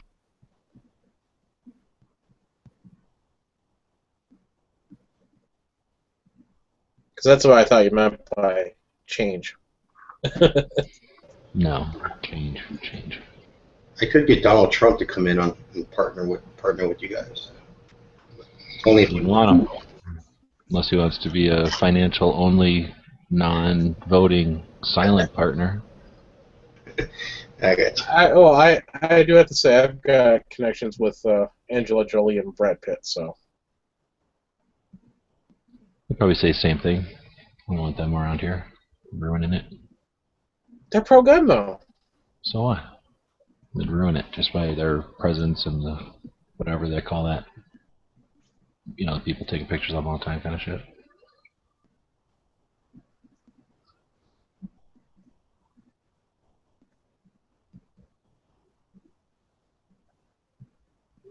So there'll be members, and there'll be Stone Guy would get all excited for Brad Pitt, and everybody else would get all excited for Angelina Jolie. They So really we're going throw to the have. whole world into a tizzy. So we'll have premium members now in addition to regular members.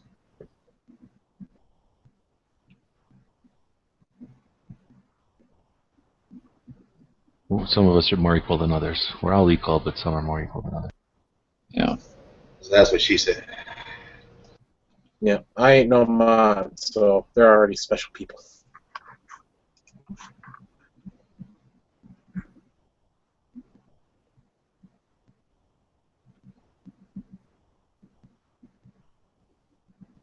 All right. Oh, sorry, I'm just reading the chat. The chat. Well, the reason I called it the chat is because Ballistic Expansion just joined. Took a downward turn once he joined in. No, you know what's funny? I haven't, not funny, but I haven't seen in a while. Is Tino? His mom like after got into some bullshit with that one dude. If she like fucking cut him off, off the interwebs altogether. Nah, what it is that his mommy and daddy work, and he stays home, and he takes care of his brother and his cousins, and He's a bum. yeah. Okay. But no, it's because everybody's off from school. He's just really super busy. Well, I would think that the kids would be in babysitting. bed for the night at this point. Or at least. You gotta remember, he home. comes from a Cuban-Italian family. Okay. That's gotta be really, really freaking confusing.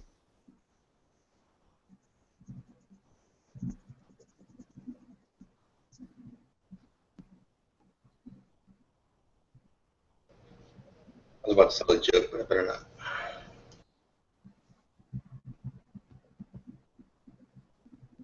What, are you gonna go all Reggie White on us? I don't think Ties would like it very much.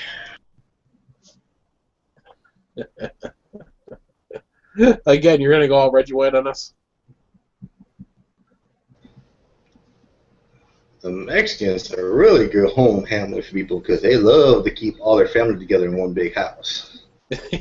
Yeah, Reggie White. And their family's family, and there's family's family, and a stranger off the street. Man, I can't believe they let him do it. I was like, what the fuck are you thinking? Yes. And for those who don't know, Reggie White is well, he passed away, but he was a pro football player that's in the Hall of Fame. But when he was playing for the Green Bay Packers, he went to the state Senate and gave a speech. And, oh my God, was it racist. He didn't know better. Japanese can take a turn. Yeah. The Japanese Six String been in here? He's on the chat. Six String. Have you guys heard from him? Oh, Six String. Been a while too. That's another character I haven't seen, but no, he was in the external like 2 days ago. Well, he's always in the external, but I don't see him say anything. Has he been chatting in there? Because I'm just curious. I sent him some stuff, and I know he's moved, and I just want to make sure he got the box. I just saw little side comments here and there, but nothing much. Okay, so activity, not just the green light over there. Yeah, exactly. Well, then, Six, if you're listening, let me know. Give me feedback if you got that package. when G-Web sends you his package, you better get it. Yeah. Yeah, but if you're just really interested in the fucked up things Reggie White said, you just have to look for that. He didn't miss anybody. He hit the Asians. The Jews, the whites. I mean, he nailed the black. He nailed every race. Was he drunk at the time? No, no. Ignorant. He didn't know what he was saying was bad. Or it was bad context, bad gestures, bad everything. And even like they had sports people commentating on it, like what the hell were people thinking letting this guy? They didn't vet him to his opinions or anything. Yeah, it's like the Jews are great at making money. How long ago was this? 90s. Oh, okay. Late 90s. No. The last time they won the Super Bowl. It was after the Super Bowl win. It was 97, I think, 97 area. 97, 98, somewhere in there. 96, 97, 98, in that time frame. You know, the Asians can take and turn a microwave into a watch or something weird like that. You know, I can't remember. Blacks are good at spirituality. Again, this is all stuff he said. Yeah. I like You want to guns. go back to guns? Please. Yes. Please. Oh. What can I say about guns? You got any planned purchases? You, as I understand, you're cleaning your collection up. Do you have any things you're looking to really jump after? No. Buying guns is 2013, really. Or now you're just renting them? No. Yeah, he's selling all his guns, and he's going to get into a butterfly collection. Because you can't kill anybody with a butterfly. All they do is spread joy and happiness, so makes sense to me. I like butterflies. And maybe crop devastating caterpillar hordes, but whatever. Not technically gun related, but I got a question. You think if it'll fly for a video? Is asking. I'm gonna, I just get feedback on this because it's an idea. Because I'm putting together a range medical kit, basically. I've always carried the first aid, the boo-boo stuff that you're gonna need, but I wanted to show what I have in my kit, what I don't need in my kit, and what I should add to my kit as a video, and take viewer suggestions. Think that's a good idea? Looks like a... No. There's established kits you can emulate or copy without just taking random shit from a crowd. I mean, random shit from a crowd. If you got a bunch of people that are allergic to bee stings, you're going to have stuff in there that you don't need, or vice versa. For a range, I would bring, stuff for a gunshot. Are you talking about having that entire backpack just for a range kit, though? No, it's just gonna be a small kit. No, the bag I want is completely different. And I think small, accessible, tourniquet on the outside. Usually, all you need is a tourniquet for stopping bleeding, and then something to cover the bleeding. So a bandage, like an ACE bandage, a compressed ACE bandage, and then something perhaps to apply pressure to it, like a pressure bandage. Yeah. Like an Israeli bandage? Yeah. No, an ACE bandage. An Israeli bandage is the first one I was talking about. Or I was saying bandage, I meant gauze. Or I was saying ACE bandage, I meant gauze. You want to have a bunch of gauze that's clean, because you're going to be out, doing things that are dirty. So you want to have clean gauze that's compressed, so that you can have more bang for your buck. Otherwise, you can buy it cheaper when it's not compressed. You want good compressed stuff, though. So you have a lot in there. Yeah, like the Z-Pack stuff. No. Read the small print. A Z-Pack, if I understand correctly, has Celox in it. It has a coagulant. I'm not talking about that. I'm talking about a gauze. Oh no, excuse me, a Z-Pack. Yeah, I'm sorry. Z-Pack is just the way that they pack it. Instead of being like in a hospital, you might find gauze in a roll. A Z-Pack is like an accordion style, back and forth like a Z, so that it's a lot more useful when you're out using it in an emergency. So yeah, I'm sorry, a Z-Pack gauze is exactly what I'm talking about. A compressed, sterile gauze. Then you're going to want a pressure bandage, which is an H bandage, which is a big pad that's sterile and large, so that you can apply pressure and then keep the pressure applied. And it's an ACE bandage together with a piece of gauze, and then a tourniquet. And those three things are crucial. Then you want gloves in case you work on anybody else or even yourself, and then perhaps an airway, because that doesn't take up any room. Some gel for that takes up no room. Also, you can throw a needle in there. Some people say that's controversial, and that's the most you'd ever need in a small one. You could, I guess, get worried about tensioning pneumothorax and put some duct tape in there, but that's getting crazy in my opinion if you're talking about a range bag and not just a shooting bag.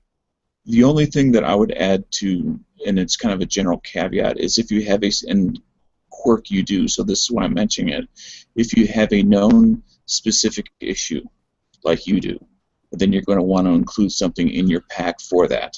Well, if we're talking about, though, that trauma kit, then I'm going to say no, because that's not for that thing. Then you have a first aid kit with bandages and stuff to wash your hands, and definitely the things that Daniel just said. But you definitely want to keep those separate from the portable small thing that's either within your pocket or on your belt, at the most on your shooting bench, but not in your bag. Like this is out, and the tourniquet being on the outside means like you. Here's a quick thing: you got 5 quarts of blood, let's say, or whatever it is, right? One in each arm, one in your core, one in each leg. You get shot in a leg and bleed out on that leg, you now have 4 quarts of blood. It doesn't take a long time to bleed out just what's in your leg, right? And how long is it going to take you to get your tourniquet? So tourniquet being like in your car, you're dead. In your bag, you're probably dead. Outside your bag, you're at least in the ballpark. On your person, now you're talking like on your person in an easy to grab thing, you might live from it. Now that's a worst case scenario, like an arterial bleed on your leg, or on an arm or something. But you don't get to pick where a bullet goes. And when some asshole 3 lanes down is talking to his friend and tries to figure out why he couldn't get that last round to go off, and now you've got an arterial bleed in your armpit, who gives a shit about anything I'm saying? You need that tourniquet immediately. And anybody who's like, oh, I'll just use a belt. Well, good, you're dead. So, and it doesn't happen every day, but we carry guns because of stuff that doesn't happen every day. So if you're really talking a trauma kit, there's a couple of 4 things at the most. But then you want to have a supplemental kit, which is like what you'd carry into like a locker room with your shampoo and your toothpaste and shit, something like that kind of bag, with Band-Aids and all the other bullshit that normal people put in a first aid kit. If G Webs, the reason I'm going to, at least in my, this is just my opinion, I would say in Quirk's case, insist that something like that be in there, is because he could literally pass out. And he wouldn't have time to get back to his car. He wouldn't have time to get to his other kids. He would need it on his person if for some reason his blood sugar got that far out of whack. I don't know. Is that true? I've never heard of a diabetic going down. I've only had diabetic coma? I'm going to say EMT. I'm not a paramedic, but I've never even heard of the concept of a diabetic dying in a matter of moments like that. I've heard of diabetics getting all out of whack, but not just dropping. I mean, maybe I'm wrong. Again, I'm not a diabetic enthusiast or whatever. I will address Daniel. That's something I can have in my bag. That's sitting on the bench. Not something I need to have on me. Something I can have in my car, because I can at least, this is my personal experience. I can feel my blood sugar starting to drop. Right. And each person, and you're the most qualified to make that decision because you know how quickly or not quickly something can turn on you. Yeah. I guess that's all I really meant. Yeah. And you got the things like those sticks for people that are allergic to bees, and that's valid. You're outside, you could potentially get a bee come along and bite you while you're shooting or whatever. But those people typically are, aware of that no matter what the activity they're doing outside. And you're right, they'll have that on their body, like in some special pocket, or like, they have that on them. And again, I still wouldn't put it in a trauma kit, even if you're allergic to something. The only thing I'd put in a trauma kit is maybe a patch that says, hey, I'm allergic to shit, so that somebody might look for other reasons why you're on the lane on the ground. But trauma, like range trauma, and that's what I thought we were, starting off with, is whatever, is, as long as, bullet hole. As you mentioned, those first 3 items you mentioned, you have 3 or 4 items, as long as those are the first items that somebody sees when they open your kit, are those items, if there's room for additional things, as long as those first 4 items are the first things you see, I don't really have a problem with putting something extra in there, as long as the first 4 items are the first thing the one sees when you open it.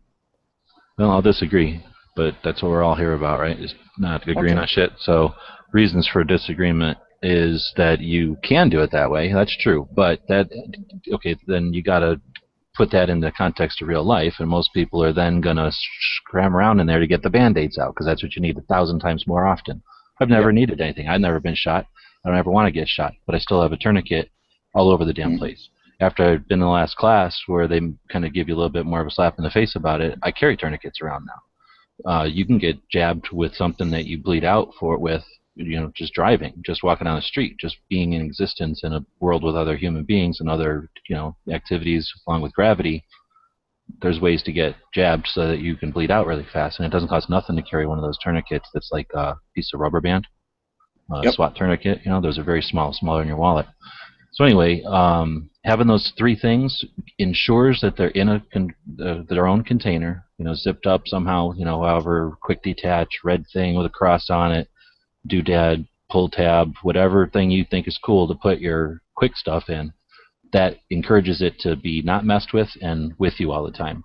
Where, like you say, throwing it in with your other stuff, have more in there for sure. Other people, you get stabbed more than once all the time. Bullets go in and out, so there's all kinds of reasons to have more than just those 4 things, and have like all kinds of repetitions of those things.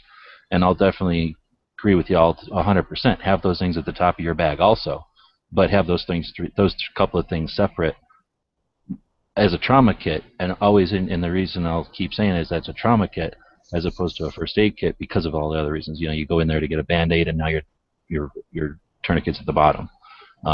You do something and you go in there 6 or 7 times, and now you've just given a bunch of potential for your tourniquet to fall out of the little thing that keeps it up at the top. You go in and out of there to get your toenail clippers, and now you've punctured your sterile gauze that's not sterile anymore, and it's also not compact anymore. Now it's wet, and now you're throwing wet gauze on yourself or something,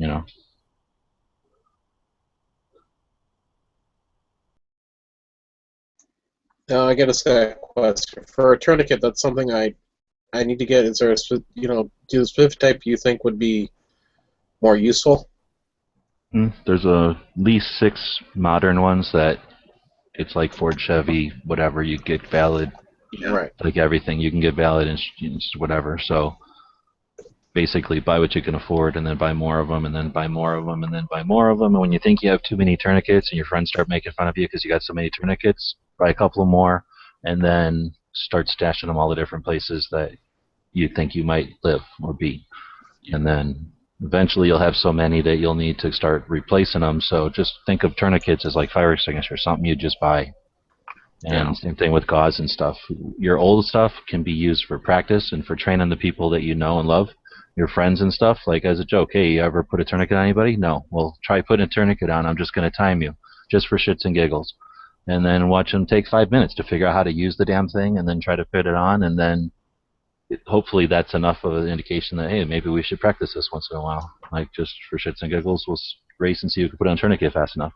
So you use your old equipment for that kind of supplies, and you just throw your old supplies into like the trunk or something, so that if there is a mass incident, you've got plenty of materials available, and you can start using those expired things on people you don't know. But I would think, ideally you'd think of first aid as just like food or prep supplies. It's just something that you're just gonna be buying over time. You're gonna be replacing the stuff you have and adding to it. So just buy whatever you can get now, and whatever's easiest, and find out why it's bad, because no matter what you buy, there's gonna be people who are gonna tell you it's bad.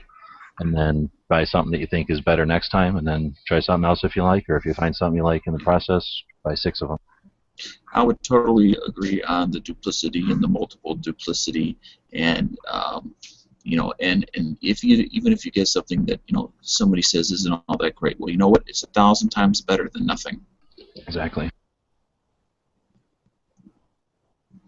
And you don't know they're bad until you try practicing with them. That's why you want to practice with them. So if tourniquets will cost you from $6 to $25, start buying them. Can you make a tourniquet out of a paracord? Anything's possible. Is it preferable? No, I mean it's not the I guess the device to go to, but well, and it isn't like it's like saying having a spare tire. I mean, we're all dudes, so I imagine we all know how to change spare tires. But just because there's a spare tire in a car doesn't mean the driver of the car is able to change the spare tire. So just having a tourniquet is half the battle, right? You got to know what to do with the tourniquet, because knowing is the other half of the battle. So I can't answer that question. You have to apply tourniquet a bunch of times, and you come up with various different answers to it. I'm not trying to change topics, but you hear about SOEs making med kits for the SIG arm braces to put inside of them? Well, we talked about that the other day. We've seen it for sure. Yeah. And then now there's some new news coming out with this whole business of there's possibly going to, and my buddy Murphy was contacting me telling me there's, looks like things might take a change for the worse with that brace option. At least the way the politics are going on it.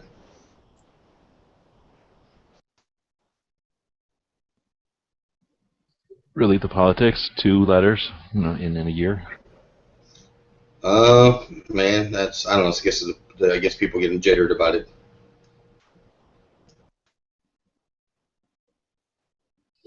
How many years are we going to go around getting jittered by stuff? I don't know. Gas prices jitter me all the time. They're nice now.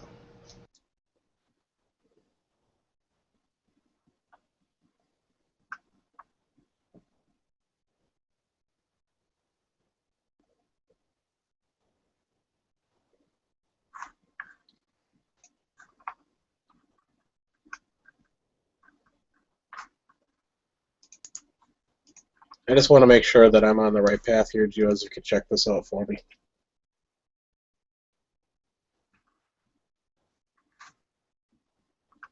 Or if I'm completely in the wrong path there.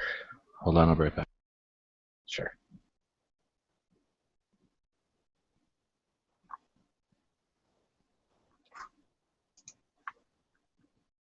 Are you looking at more of something like, talking about something like this? So there'll be 2 links in the internal. So I want to get, I trust you opinion on this stuff, so. Have you had a first aid class in the past 5 years? No, that's one thing I plan to take this year. Okay.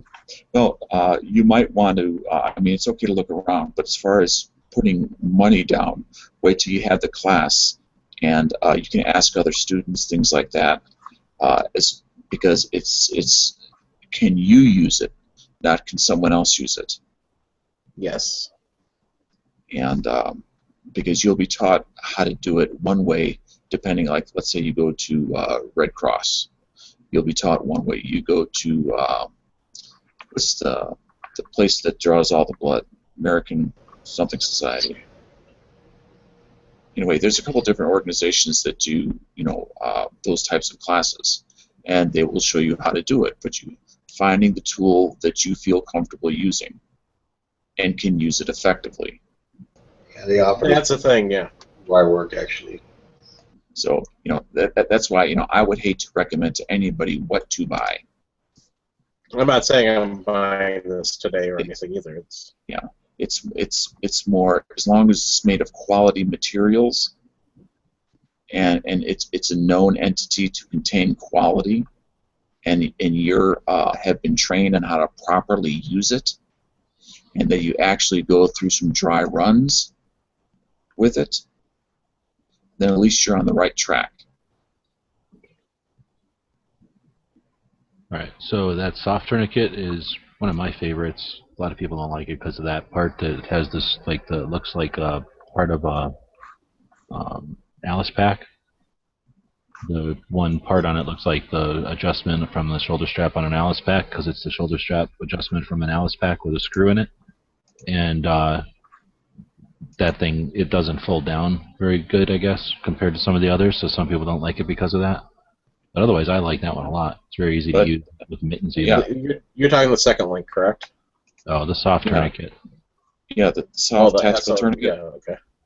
Oh, yeah, that's just another one. The SWAT is whatever. The SWAT is that one I like that's small. It's definitely not for everything. It's just a piece of, it's like a balloon that's really long and not a tube. It's just it's just a balloon material, very long, and it's just, it can be a good tourniquet. It can be adequate in a pinch, but it's definitely not the best one. But it's a great third or fourth, and it's great for always having in your pocket kind of thing. Oh yeah, and that's another example. If that's something that you really like and you're really good with, then that's the one for you. But if not, then maybe something more traditional like that other one. Well, I mean, I wouldn't even go that far. You can get them for $7, I think. But at least I think I paid $7 for mine. But Amazon's usually pretty cheap. I don't know why the 14. Yeah, I mean, mine is similar. They're worthless on a leg, really. So I was gonna say. So I wouldn't just say get that one only. I mean, it's like I say, it's adequate. It can help, but there's better ones for sure. Oh yeah, I mean, but they all have a lot, like the design of how you twist the carabiner around and then you hook it in that triangle link.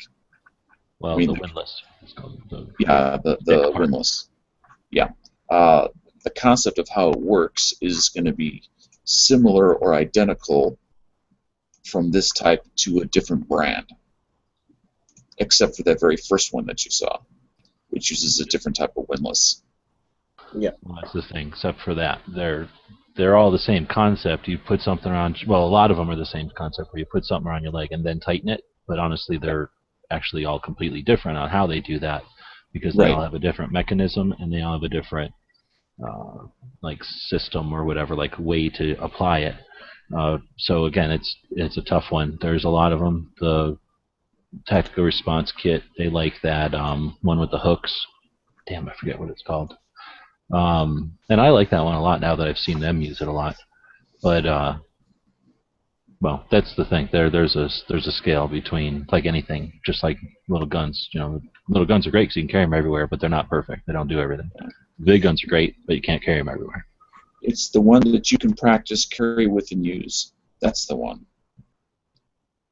I almost hate to say it doesn't matter, but what matters is that you can use it and you've practiced with it. Yeah, and honestly, it really doesn't matter when it really comes down to it, because if there was a perfect one, everybody have the same one. And it's all about mindset. If you're willing to practice and own the thing, go out and purchase, practice, and carry the thing, that means you're already at a mindset where you're not just going to go, oh, and just lay down and bleed out. You know what I mean? You're going to fight and you're going to figure out something. So you've already made lots of strides by just getting it and having it. But then, obviously, you can become highly skilled in it and not only save your life, but potentially somebody else's.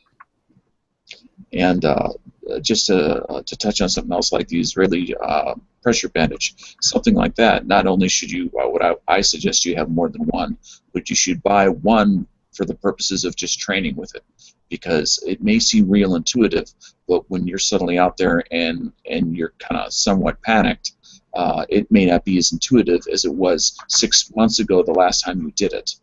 So using it, breaking it out of its package, and actually getting your hands on it and using it and practicing with it. You can use a belt that's holding up your pants, just addressing Robbie in the chat, but seriously, try doing that sometime. Try going, I don't know, tell your friend, I'll give you $5 or whatever the incentive is, if you just at some point get ready without letting me know, hold your get your second hand on your clock or whatever, and then at some point when it's appropriate, like, when we're not driving or when it's appropriate, tap me on the shoulder and say you just got shot, put a tourniquet on, pick a limb, so left arm, and then see if you can literally have the clarity of thought to grab your belt and put it on in an effective manner. I mean, I hear you. It is effective. We all learned it in scouts and stuff, and it's great if it's like, oh, I fell down and hurt myself, and now I moved the rock, and now it looks like I've got a small blood flow coming out of my ankle. Well, all right, you're not going to die from that. Sure, take all the time in the world, put a thing on a belt on there, but we're talking trauma kit at the range, and the other thing is I'm a big fat guy. If I take my belt off to do something, then I got my pants are down my ankle. I don't want to do that. Also, something I'd like to throw in there. Most of us gun guys now have gun belts. Gun belts are not suitable for that purpose because they do not flex. They do not roll.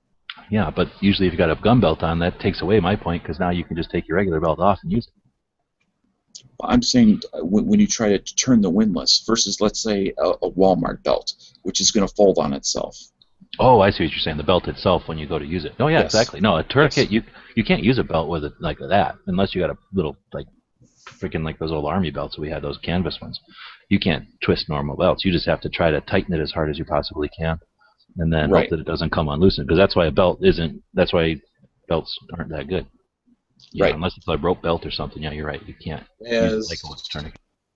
As Dave said in the external, a good belt does not make a good tourniquet, and vice versa.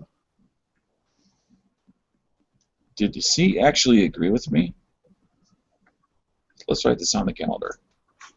No, he was agreeing with me. Oh, bullshit. You were collateral coincidence. No, you came in second place. I said it first. Nana nana boo boo. Can you use the rope stuff that the big braid like Edge is going into business to start braiding? Again, you have to unbraid it. So then that would take you a certain amount of time but they're not effective tourniquets because that would start killing tissue. You're not trying to just kill your arm. You're trying to stop the flow of blood. So you're trying to pinch off at the pressure points your arteries, which are up inside of your muscles. So you're basically trying to smash your muscles down onto your arteries to crush them and not destroy your arm in the process. So if you use a 550, think of trying to crush a grape with a knife. That's a lot tougher than crushing a grape with a hammer. So you want a wider thing, like look at all the tourniquets. They're usually about an inch thick of nylon, because you want that inch worth of pressure coming down and not that knife edge with the 550 would be. So if you were going to use 550, you'd want to wrap your t-shirt or something around first and then your 550 so that it, gave it, moved out the pressure, but you killed somebody trying to do all that. Waiting, by the time you got all that done, they'd have bled out if it was really an issue. And we're still only talking about, how often do people even get shot? Then only a percentage of that is where it's a tourniquet's a life or death type of thing. It's just that even though that's a small number, you take that small number and look at how many times that happens on a shooting range compared to how many times that happens somewhere else, and I'll bet you the shooting range, is a little bit higher on the list than, I don't know, rodeo or something else where people get jabbed sometimes. Yeah, and Dave, that's the exact same link I posted in the internal, so thank you for posting that outside.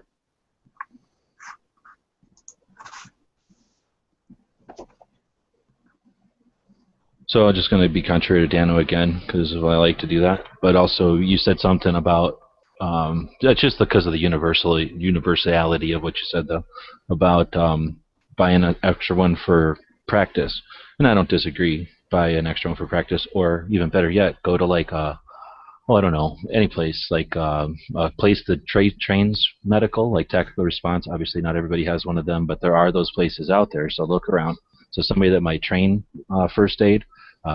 Maybe someplace like the Red Cross or whatever might have regular bandages. But anyway, somebody that teaches first aid is going to have a lot of opened materials. And they don't always throw them away because they do use them over and over. But sometimes they end up with big boxes full of them that they just don't need. So they'd be willing to give you something for free that would normally cost $25 if it was all packaged up and sterile. But what I was going to be contrary about is the soft T, for example, and the cat tourniquets. They're super hardcore. You can literally practice with them. At some point, you will wear them out, but they're probably going to get worn out. At least out here in Arizona, they're going to get worn out from UV exposure. If you just had them looped on the outside of your gear, they're going to die quicker that way than they are from just practice. So you're right, with a SWAT tourniquet, which is the rubber one, that one will wear out. You would not want to ever practice with that one. You'd want to have the one good one ready to do aid, and then maybe once that expires, once you've carried that around for a few years and it's starting to look a little tattered, now start practicing with it for sure. But something like the other one you put in there, the soft or the SWAT, no, the soft T, and then like I say, the cat, which is pretty much the big popular one right now. Those you can practice with. They're just pieces. They're almost like the sling of a rifle, honestly. So exactly. They're pretty hardcore, and you can, without abusing them, you can get some good practice in, and then still wrap it up and consider it good to go. Yeah, because in practice, you're never going to cinch it down as if it was the real deal. Oh, Dano, are you just setting me up, or do we seriously? No, you definitely. That's the thing about this last tactical response class is that I've been to so many. I can't even tell you how many. I've always been an advocate of first aid. I think it's neat. I'm interested in it. First aid meets and scouts, military, you do first aid. I always liked it there. I never really wanted to be whatever they call a medic or whatever. But anyway, first aid there. I've done first aid after. I'm an EMT, nationally registered. It's expired now, but I was thinking about maybe doing it as a job, but I figured I would rather go get the class first, become registered, and then decide if I want the job because I'm that much into first aid and all that stuff. But seriously, I've never been to classes where even in EMT school, where literally everybody else in the class is going out to be in the profession, they just don't use tourniquets. So tourniquets have always been sort of like, that's the last resort. That's the last resort, and you don't test any last resort. You just know that it's the last resort. You talk about the theory, and then you never actually apply it because of the last resort, because you're going to get gangrene, and if you practice it too much, you'll get gangrene. I guess that's probably true to some extent, but on the other hand, there's a big difference between thinking you know how to apply a tourniquet on your leg in a hurry and then actually self-applying a tourniquet to your leg in a hurry.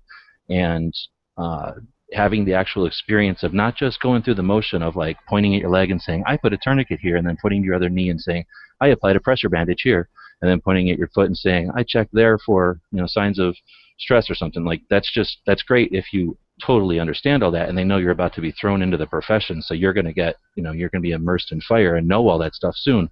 If you're depending on your own skills, you have to be able to put a tourniquet on your own body on your own. Try to put anything. Try to take a belt right now. Try to take a piece of 550 cord and tie it to your other arm. So take your good arm. If you're left-handed, take your left hand. If you're right-handed, take your right hand. Try to tie a piece of 550 cord around your other arm. It'll be difficult right now just while you're sitting there watching this chat. But if you seriously try to apply a tourniquet, good luck. You gotta, like you say, if you have never even tried it, you don't even know how the buckles and stuff work. You don't know how to prep that thing, nothing. Are you interpreting what I said as to not practice?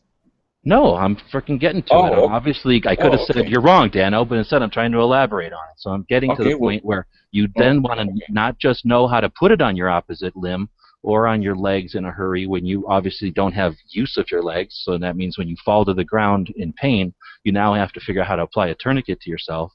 If you just go through the motions of saying, okay, that's when I apply a tourniquet, then you're going to be effed when you are actually bleeding out and you need to apply the tourniquet. It's very difficult to get the tourniquet around your leg to begin with, not to mention tightening it, not to mention getting the leverage. So you definitely need to apply it to the point where you cannot have blood flow to your arm.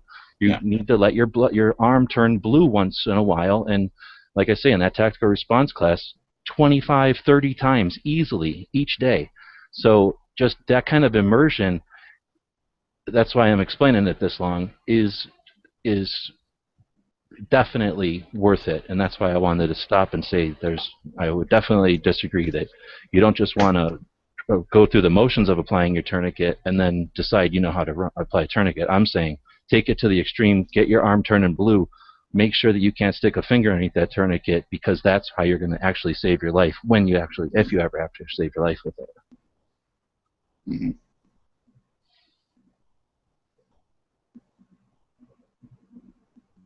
Okay. You won't going to disagree with me. I said practice with it. But I guess the only difference is what I meant was that last half 80-degree turn, cinching it. No, I'm saying go all the way. Apply it. I'm saying, right. I understand.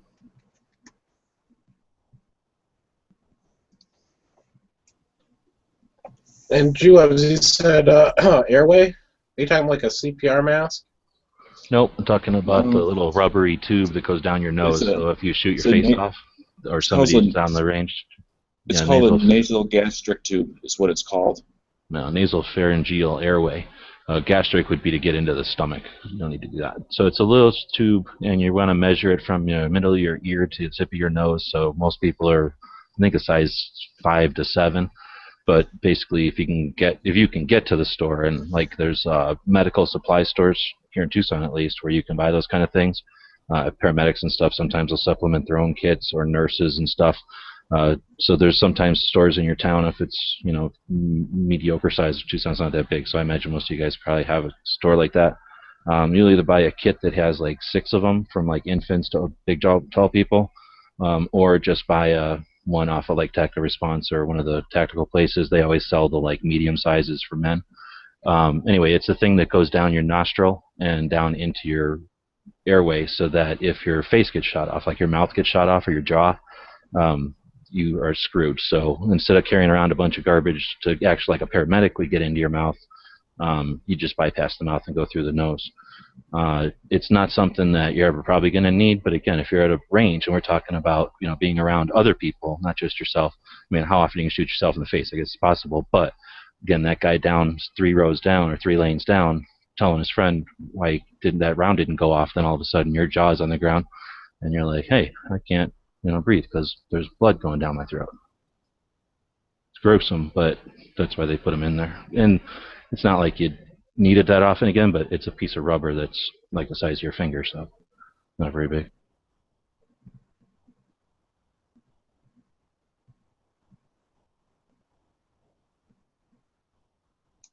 Okay, I had to Google what you're talking about so I get an idea. But yeah, okay. They're kind of fun, but the more hardcore of a class, you'll stick it in your nose and see what it's like. Yes. And the less And hardcore, you'll redefine what a burning nose feels like. yeah, it's interesting for sure. But again, it's that difference between owning it and having your kit, which is fine for most people. That's not something I'm advocating. But if you're like seriously got like kids, now I'm not advocating. I'm suggesting you go to a class where you shove that into somebody else's nose because, if it's your actual kin on the ground with no jaw and you're trying to get them alive, you don't want to be experimenting on your kin while they're bleeding out. You want to, well, that's not an issue of bleeding out, but saying you don't want to be experimenting on your own people. And that's another nice thing about a good class is you'll have a chance to shove it in somebody else's nose. And have it shoved in your nose so you'll know what's going on too. Well, yeah. Every good turn deserves another. That's how those classes work.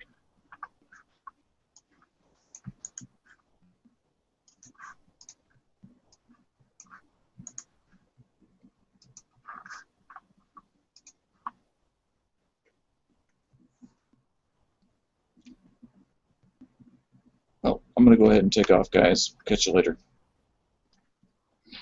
See ya. Later now.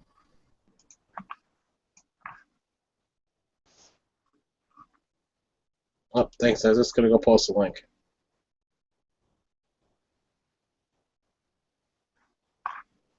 I don't have anybody to disagree with. Say a bunch of wrong stuff, Ed. Say a bunch of wrong stuff. No, and I wasn't just trying to be contrary to him. It's just that that's the thing when you are talking about for the range or whatever. It's a little different than just a regular first aid kit because everything Dano said was like more first aid than trauma for the most part. I mean, that's the stuff that, in other words, I agree with him on everything. I was grown up instructed on the same exactly as what Dano was saying.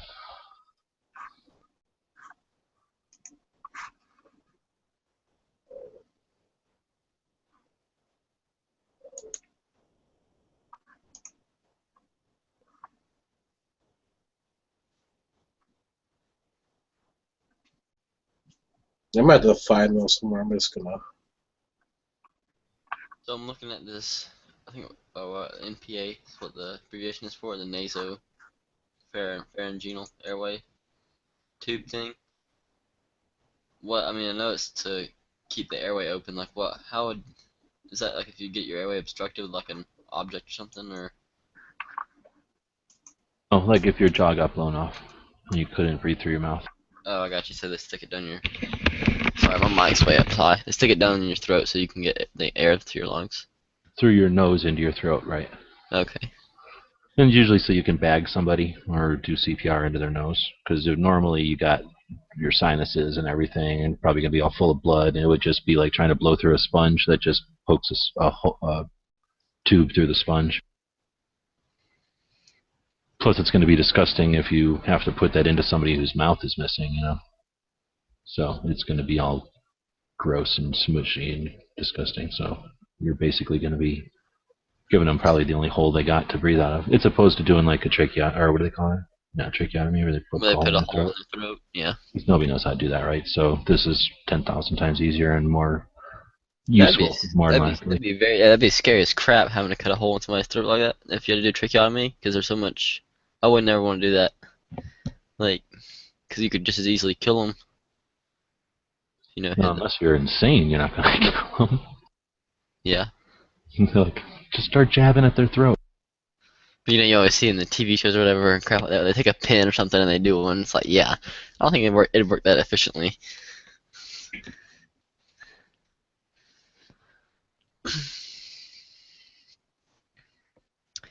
That'd be something I should do, is take a first aid class.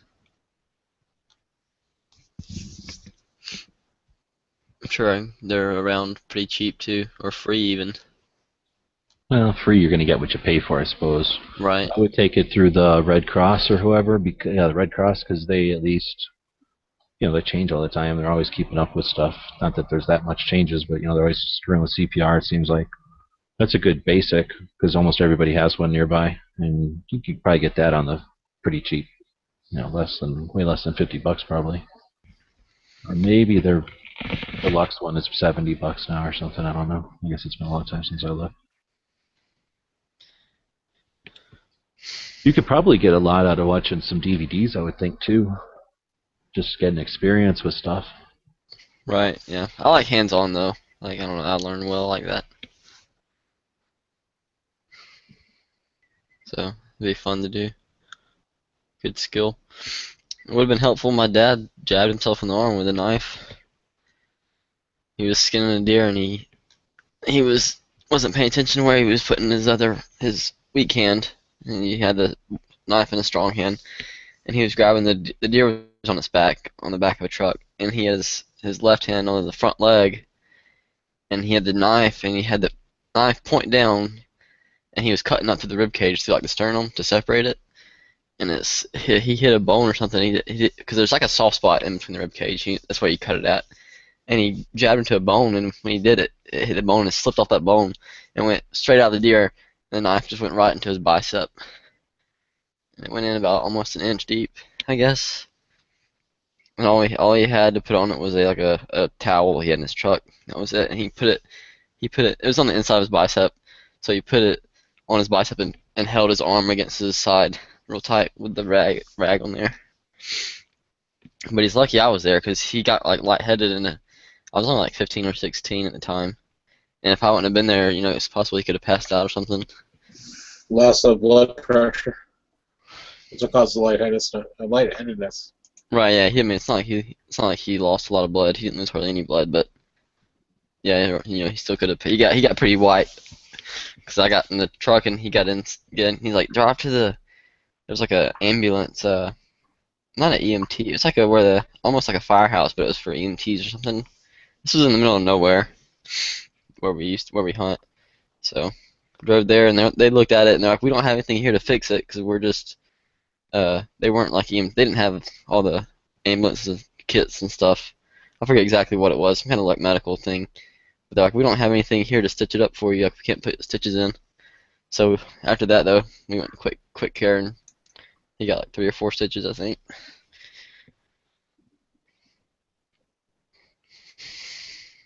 But I mean, that's really the only time I could ever think that I would have used it, but it would have been handy. Especially with the dangerous stuff. So you weren't in Scouts? What's that? It sounds like you weren't in Scouts. No, I wasn't. I wasn't either. I never did Boy Scouts. I mean, I just grew up hunting, in the woods and stuff. So that's. But I mean, Do they have hunter? Don't they have mandatory hunter safety when you're a kid hunting down there? Oh yeah, I took that when I was like 12. It didn't have first aid in it? I would think they'd have some basic first aid in it. Ours had hypothermia and a bunch of stuff. I don't think so. No, it's mainly In about fact, being safe with the firearm and stuff by yourself. huh. Yeah, Well, I don't was remember. take a hunter safety class, and there was like a movie on hypothermia, and like I forget exactly, it was a million years ago, but I can remember that one of the concepts or one of the little things in this movie was like the guy had I don't know, it was like a $10 bill or a $20 bill at the time. That was a lot of money or something. And he's like, in the narrator, something says something to the effect of, what are you gonna do? Are you gonna use that to light your fire, or are you gonna die? And I was a little kid. I don't know how old I was, but I was taking it pretty young. And at the time, I was like, wow, that was the first time anybody ever it was like the first adult decision anybody ever, asked I was ever involved with. I was like, oh, I never would have thought about burning money. That's like unheard of. Anyway, so that's probably, I think that hunter safety course, honestly, is probably one of the things that made me, because at Scouts, you learn, here's how a bandage works, and, it's to some extent kind of boring or whatever, depending on how they present it to you. But the way it was presented there, like with an actual real life, seeing a guy in a little scenario, Putting freeze in or whatever, and having to, exactly. I was like, wow. And then that made me get into it and be like, hey, you know what? If I ask more questions, next time we're talking about first aid, you get more out of it. And that's probably what got me kind of into digging first aid so much. First aid's kind of like math. There's the correct answer is the person doesn't die, right? But how you get there it's just all about your experience and your abilities and what you've seen work before or not. And I mean, it's super creative, really, in a lot of ways. And there's no wrong answers. The only wrong answers, well, there's a whole lot of wrong answers, but there's a whole lot of right answers, and they're all that the guy didn't die. So pretty easy, you know, equation when it's all said and done. Computation. Yeah, now that you mentioned though the hunter safety, yeah, I did take the one I did. It was like I had to do a course online, which is like so many hours, X amount of hours of coursework online, where you just had to read everything and then do like little quizzes and stuff. And then I showed up at the class that the DNR was putting on. The DNR class only lasted an hour, and pretty much they showed you they showed us a video, like a 20-minute video, I guess, like a refresher, and they just gave you the test. And if you pass, then you get your hunter safety card. Almost made 100 on mine. Made 92. I think the question I missed was something about how much square footage of hunter orange you're supposed to wear or something. I forget what it was. My dad took it just for fun, and he freaking made out 100. I was so mad. I was like, that's not fair. It's like, well, you got more experience. Yeah, well, I don't hunt, and even if I wanted to hunt, I don't need to take a hunter safety course because I was born before '74. Well, I mean, once you're 18, I don't think well, as far as Georgia goes, I'm not positive. Yeah, the only way you get around it if you're born before '74, when they made a law in Wisconsin that you had to take a hunter safety course. Really? Yeah. So I think in Georgia, as long as you're an adult, then I mean, you don't have to take it. You just gotta have your deer license, and you can go off in the woods hunting. As far as I know, I don't know. I never checked it because I never really had to check it. I had my hunter safety course from the time I was like 12 or 13. I think is the earliest age you can take it. But I mean, I grew up hunting, ever since I was 5 or 6, and even though technically I wasn't supposed to, I was still like my dad just to get me used to it. He would put a stand up like literally like where he could see me like 40, 50 yards away or something. And we'd hunt in separate stands, but we'd be like right there. I can't remember the cutoff age, but I think it's 12 to 16, or maybe it's even 12 to 18 now. Or 12, through age 17. You've got to be within arm's reach of the kid that's hunting with you.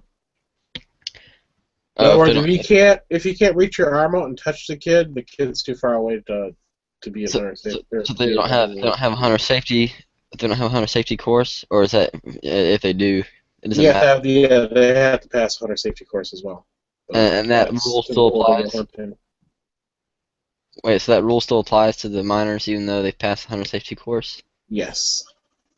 See, in Georgia, I don't know, it's been a while. I mean, I never worried about it as I got older, but I'm pretty sure something had to do with like hearing distance or so many yards or something. But I mean, really, it's really a case-to-case scenario, of how responsible the kid is and how level-headed they are by themselves.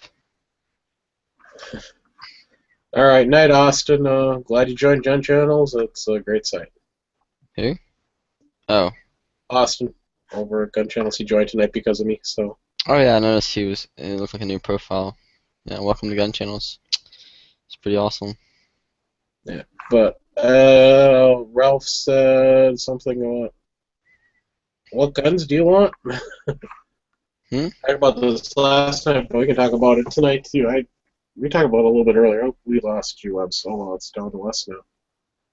For me, I want to get a SIG P320. I really like that striker fire gun. I think it's really cool, but I want to get a 2022 again. I shot a SIG the other day for the first time. I don't know. I wish I would have looked. I'll have to ask my friend what model number it is. It's a 40 cal, and that thing was so top heavy, and it was not comfortable. Like I just didn't like the way it shot. Was it polymer or was it? Yeah, it's polymer. Yeah, it's one of the polymer models. And I will say that the double action, single action trigger was actually like that. It was actually very nice. It was like very consistent. So I shot a V drill with it. I don't know if you know what that is. It's just like I don't know. It's using 3 targets, but it's where you start on the center target, and then every time you shoot another target, you alternate from left and right, but you return to the center target after each one. Anyway, so I shot that little drill. It's like 10-round drill, and the trigger was like really consistent. I like that, but like like as far as the ease of shooting it and being comfortable, it was not pleasant. Well, it's 40, but that's a different story. I think it's just more way the gun was balanced. It was single double action and a polymer frame. Mm-hmm. Yeah. It's only can leave the 2022 because 250 is double action. Let me look at a picture. Now I think part of the reason too, because you know how on the back of a SIG grip, the whole thing you can change the whole back of the grip. Yeah.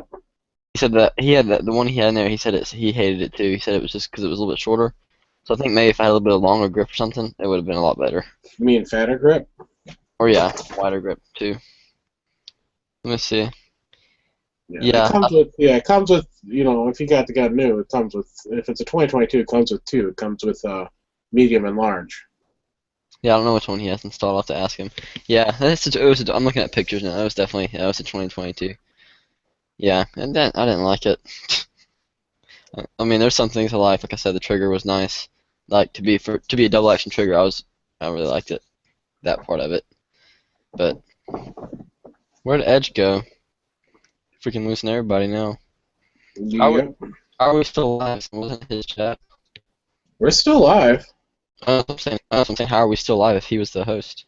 I'm the host. Oh, okay. It's your chat. I didn't know that. Yes, it's my chat. I guess we're gonna lose everybody. I don't have anything to do, so I'm not really going anywhere.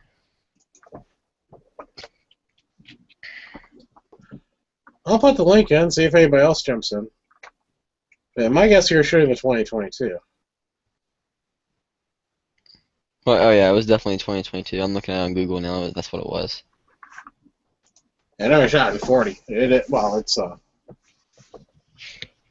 I just didn't like I mean, even before I shot the gun, I didn't like it. I picked it up and I was just like, this thing does not feel balanced. If I remember correctly, it's in the upper 20s, like 28 or 29 ounces. Yeah. So it definitely has a lot of weight in the slide. I can see that. Right. Yeah. And I was gonna say, crap. Yeah, it's so tall. Like that's what a lot of all SIGs are pretty much.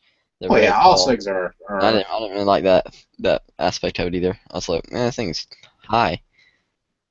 'Cause I'm used to my That's what I like. So. I'm used to my low profile Glock, so Yeah. to each their own, I guess. So Yeah, going from the 2022 to the the Walther wasn't that big of a change as far as high bore access goes.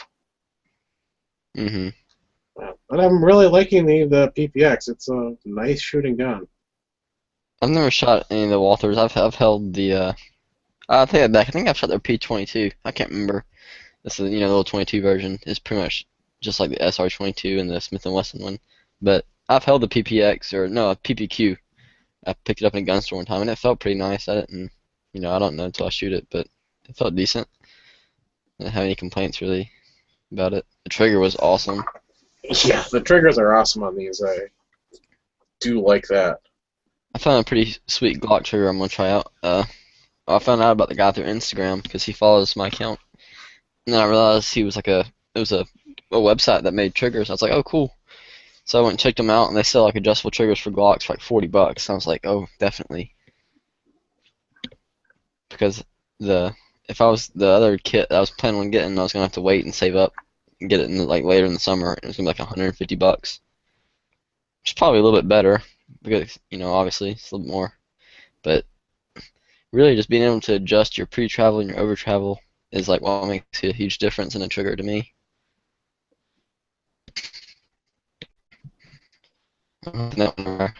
Hoping I can get the reset shorter on the Glock and be a lot nicer to shoot. Pretty fun. Maybe get my splits a little bit faster. Yep. Well.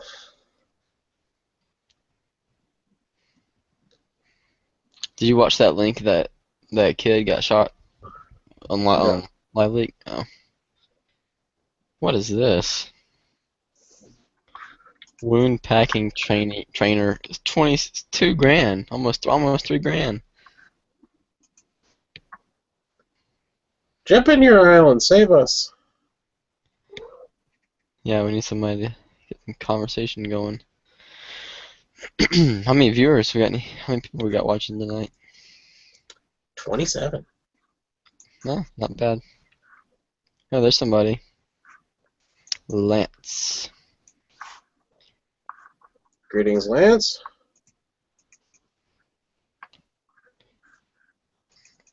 Oh, can't hear you if you're talking. Yeah.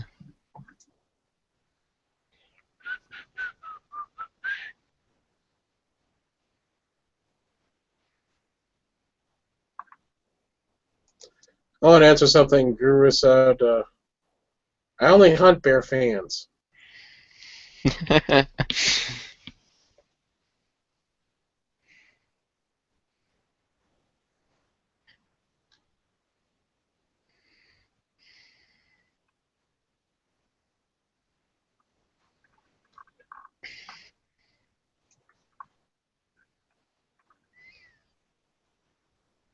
Oh, sure, you're out in less than 10 minutes. It's like only 8 o'clock there.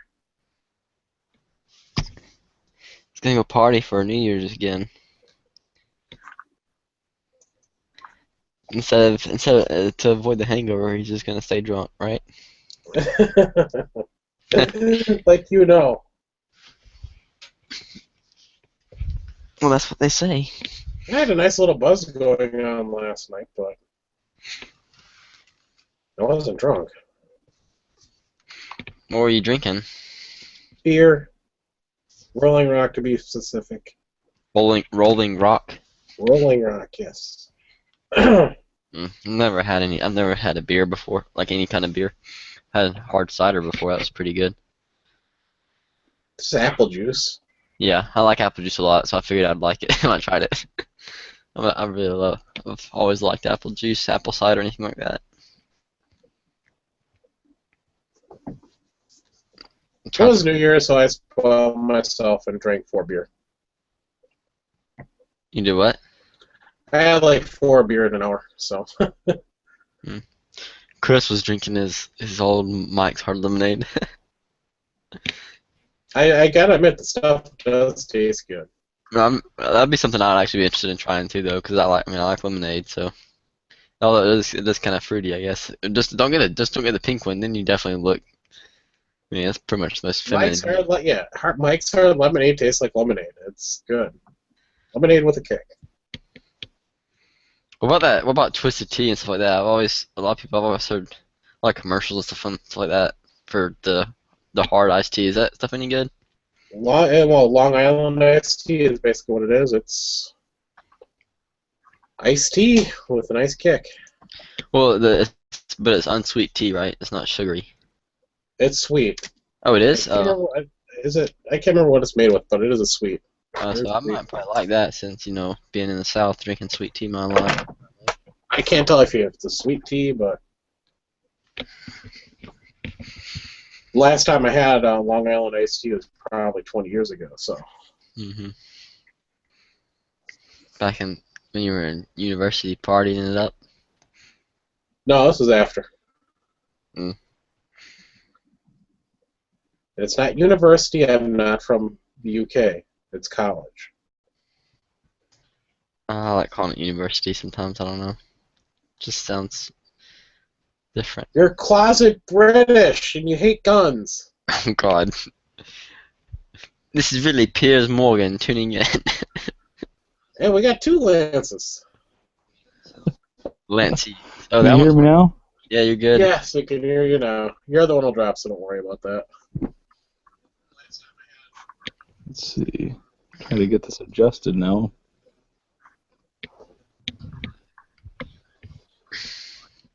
We can hear you pretty good. I need this one. Lots of people out there could jump in if they wanted to. There we go. I think I got it. So, have you ever been in a chat before, Lance? Once a while ago. Oh, okay. So are you on gun channels or? Yeah. Oh, okay, cool. What's your name on gun channels? Lance. Really? Oh, I've never seen you in the external before. That's cool. Nice to meet you. Yeah, I've watched a few chats with you in it, so nice to meet you on face-to-face, so to speak, anyways, on here. Yep. Faced a gun. Yeah. Do you know if they make a conversion barrel for the 2022 to 357 SIG from the 40? I do not know if they do or not. I just know that they make a threaded barrel for the 9. Uh-oh, I woke somebody up. Uh-oh. Glock does. Or don't you have to buy a 357 SIG Glock or no, you buy a 40 Glock, I guess, and you can put a 350 SIG barrel in it and a 40 to 9 barrel in it, right? Something like that. There's one of them that you can get all 3. I just did a Google search and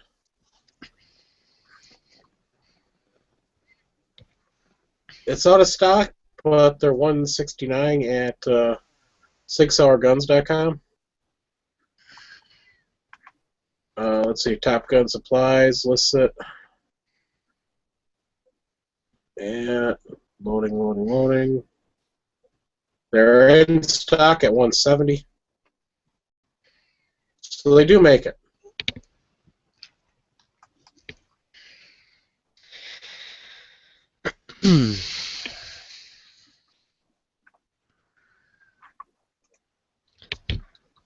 So hopefully that answers Lance's question.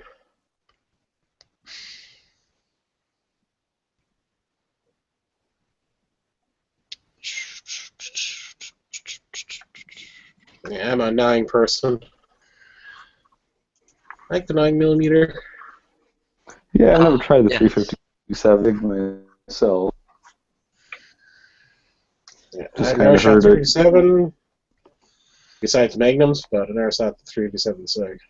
Yeah, I never shot a 357 SIG. Shot the 357 Magnum. I haven't shot a lot of semi-auto calibers actually. I've only shot 9, just recently 40, and then 45, and then 25 auto and 22 long rifle. Yeah, never shot 25 auto. It's just like 22 pretty much, Yeah. or 22 Magnum, I guess let's just say. In between those two, I guess. Yeah. I've shot, the normal handgun calibers. So. I've never shot a 380 before. Shot 380, wasn't impressed. It's like a bunny fart 9mm. That's all it is. 9mm 40, 45, 45 long Colt, 454 Casull, 44 Magnum.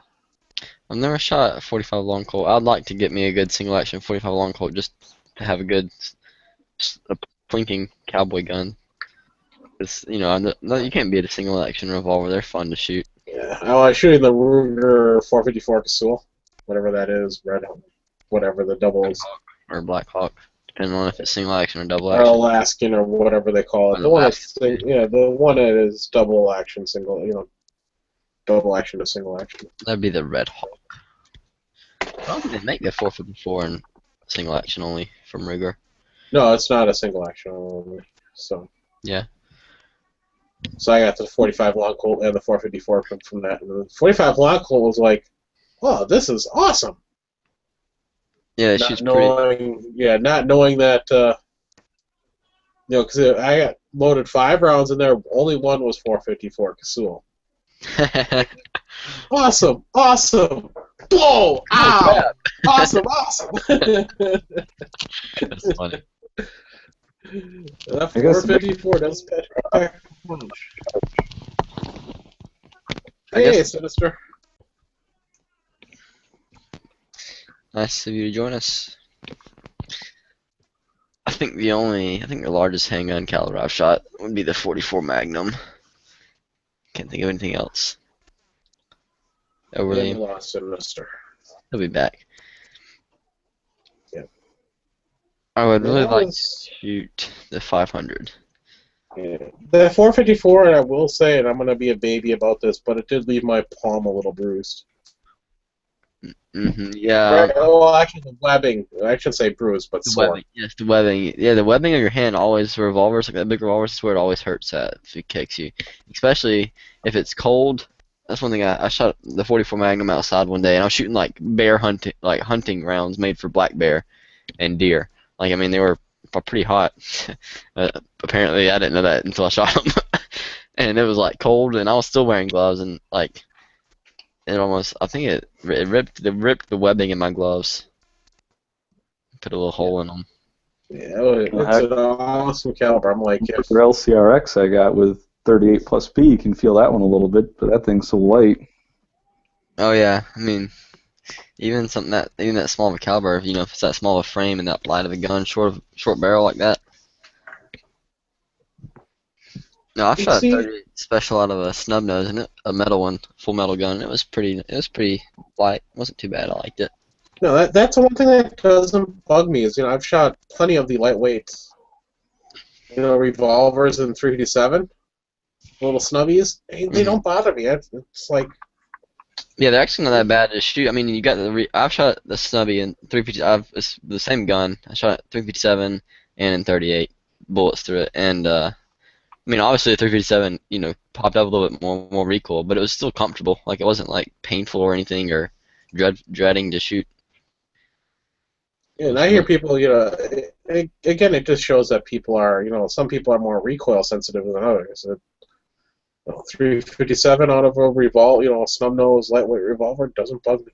They're pansies. Come on, you pansy. Yeah, but this is from a person that thought the, you know, 44 Casull was a hard shooting round. So I was quoting Monty Python. yeah, I know you were. Okay, just wondering if you caught that. What are they gonna do? Bleed on me? Yeah. Oh. No, but that's the largest handgun caliber I've shot. I will say the 300 Win Mag is an awesome caliber. That's the largest rifle round I've shot. I wouldn't mind shooting a 45-70 in revolver. That'd be fun. Or a 30-30 Winchester. Largest, who is it? I think makes it. Largest rifle calibers is my brother-in-law owns a 300 Remington Ultra Mag. I was about and that to say puts a wallop in your shoulder. That's what the biggest one I've shot too. My grandpa has one of those, but it's such a heavy gun. Like it's pretty nice to shoot if you got a good rest. You wouldn't want to shoot it freehanded just for the fact you couldn't hold the gun in one place for too long because it's so freaking heavy. His wasn't too heavy. His was all composite stock and what make was it? Is it? God, I can't remember. Sendero? No. Yeah, that's what my grandpa's is, but it's heavy. Yeah, it was 2 years ago when I shot the 300 Win Mag. The guy was actually setting it in to go deer hunting. Like, that's overkill. But I was talking to him and says, you know, liking the gun, he says, let's test out while you shoot this. I got it zeroed for me. And let me put one round through it. And I'm like, wow, that is nice. And it was right on. Yeah, I'm trying to look at case comparison because I've never seen a Win Mag. Like I don't have anything to compare it to. I've never seen one really. I'm trying to find a picture of it compared to the 300 Remington Ultra Mag. The 300 Remington Ultra Mag is almost like the same case capacity as a 338. I think it's just the neck's a little bit it's neck down to a 30 caliber. Yeah, the 300 Win Mag is neck down too. Because the 338's a freaking beast. It's almost just as expensive as 50 BMG sometimes. It's actually more expensive. Yeah. Yeah, if it weren't for the cost factor, that'd be a fun gun to own, but boy, you'd go broke on ammo if you weren't reloading. And even reloading ain't cheap on it. No. The brass is what kills you for any of those calibers like that. Because you can find 30 caliber bullets. Oh no, that's 338. Take that back. So you have to find. Well, there's 338. There's other 338 calibers cartridges, isn't there? Let's see. Let's go to Midway USA and see how much 338 bullets are. They're still. No, they're about the same as 30 caliber bullets. They're not too bad. So you're good there. The brass is probably what that's what makes it so freaking expensive. So once you get your brass, you'd probably be all right. Yeah, but the thing is, in the 338, I guess, I mean, it's pretty high pressure, I guess, I don't know, or pretty hot, depending on how hot you load it, how long is that brass going to last. Usually, rifle brass only lasts, like, anywhere from 5 to 10 times, and then it gets a crack or something in it, depending on what caliber, I guess. At least that's the way it is with our brass, for like our 7 mag. Yeah, it's I'm just doing just to get this information for you. The 300 1 mag is based off the 375 H&H Magnum. Oh, okay, cool. Yeah, it's blown out, shortened, and neck down. I'm watching Hickok 45, 454. Yeah, I'm looking right now at if you go to, well, I'll post a link on the external and internal so you guys can see this. And we're having trouble with Sinister tonight, it looks like. I know one caliber I always wanted to get. My stepdad had a 264 mag growing up that he sold when I was in high school, and I always liked that gun. It was always one I wanted to find again, but it's kind of an oddball cartridge. What's the parent case on it? Like, what kind of brass does it use, or does it come from? 264 mag. I'm not sure the parent on that one. I assume it's the same. I mean, it'd be similar to 260. It's the same size bullet. So I know my stepdad when he shot, he kind of gave up on buying rounds for it. My uncle was big into reloading, so he just reloaded all the brass we needed for it. And it was mostly used for deer hunting, so less than 20 rounds got put through the gun a year. So right, similar our rifles are for our bolt actions. Let's see, 264 Winchester Magnum. Holy crap, that's a long cartridge. Yeah, you see the internal, they compared the 300 to the 338 Winchester Magnum and the 375 H&H.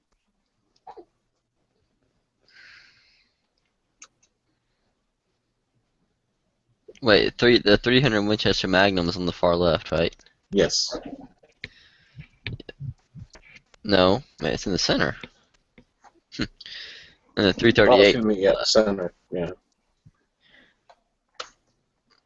The 338 Winchester Magnum isn't the same thing as 338 Lapua, though, is it? No. It's different, yeah. That's what I thought. Lapua But, is a lot bigger brass. the 375 H&H, that's what it's, Tex-Gat. Yeah, it's one of those big double bore rifles they use to kill buffalo and lion stuff.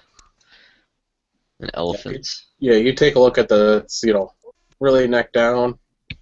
That ammo is more expensive. Like, if you buy hunting ammo for that cartridge, it's way more expensive than like just regular 50 cal ammo is, because it's, I guess, specialized, made for game hunting. Because I've seen it in like Cabela's magazine and stuff, and it's insanely expensive.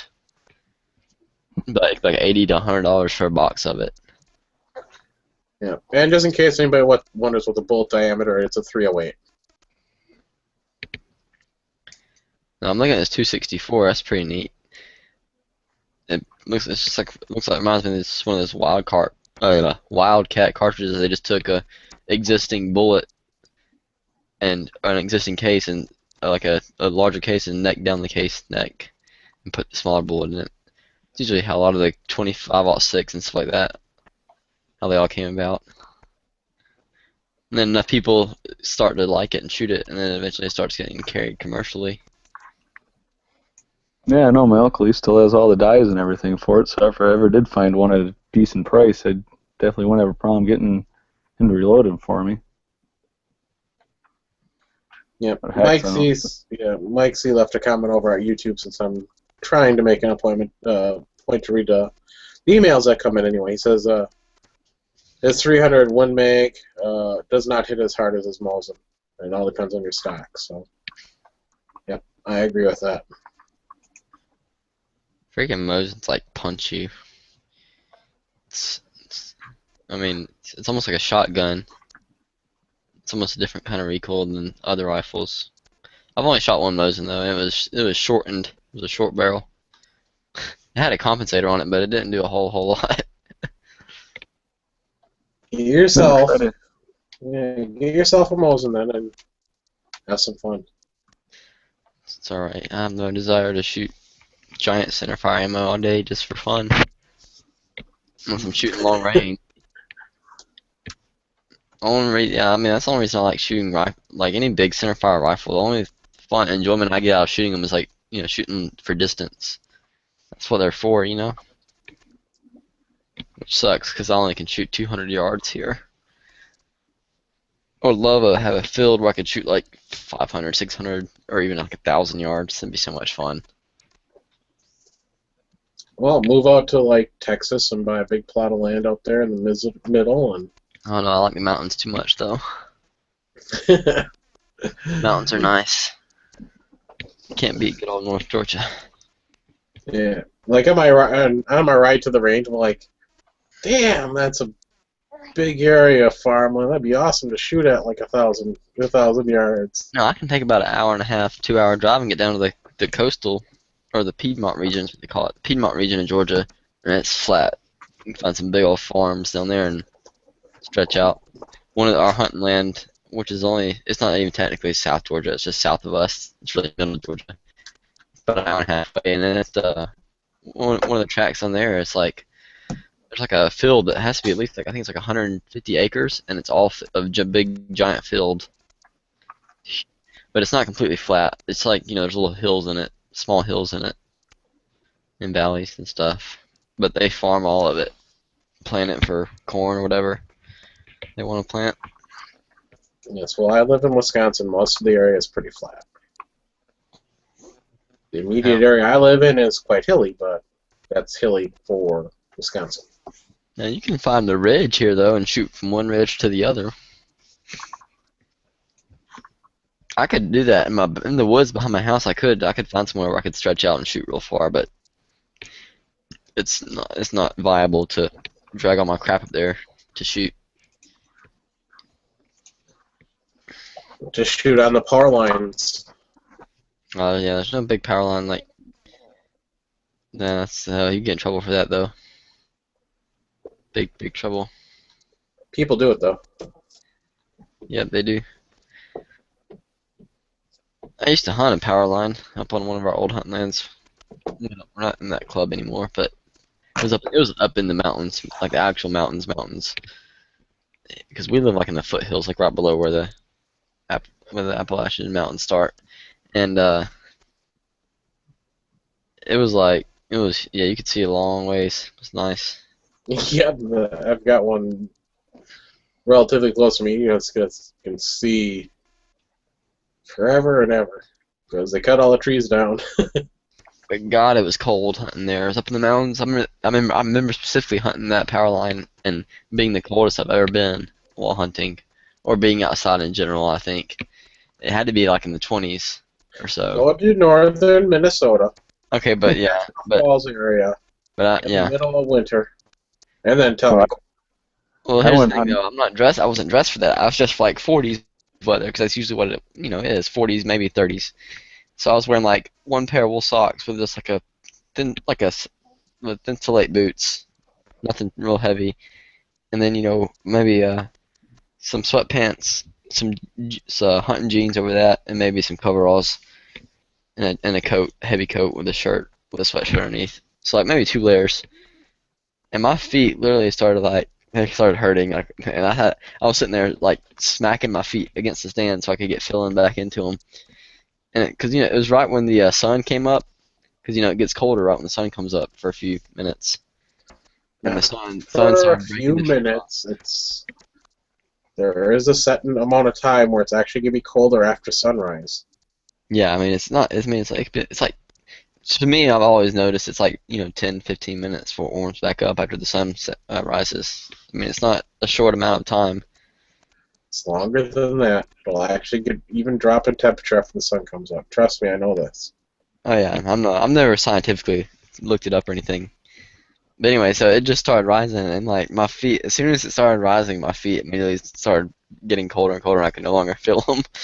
I was like, this sucks. I'm gonna explain how this works. What is the hottest time of the day for you? Here? Yes. Like 12, 1 o'clock, 1 or 2 o'clock. Yeah, 1 o'clock probably. All right, 1 o'clock. You're actually wrong. It's actually between 2 and 3. Yeah. Okay. close enough. I don't know. I don't pay attention that much to the degree changes. Well, you should know this because the Earth takes time to react to the sun, and it's like it's going to be 2 to 3 hours after Right into the light. sunrise before it really starts to warm up. You actually lose temperature, but the hottest part of the day is between 2 and 3, and the coolest time is normally an hour after sunset or sunrise. Excuse me. Cool. Didn't know that.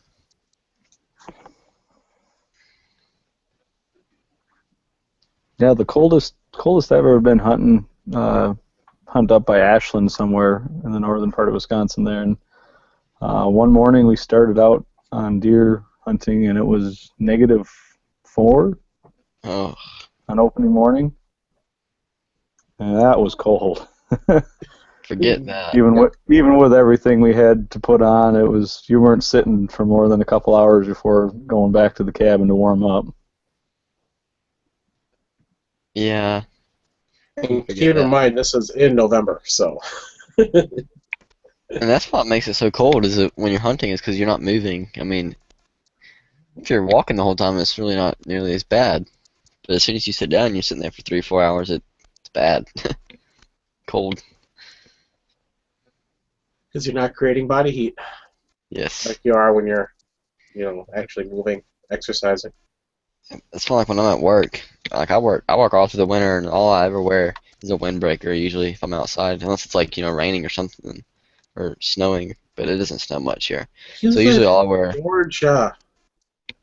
a windbreaker, if that, because I mean I'm staying moving the whole time.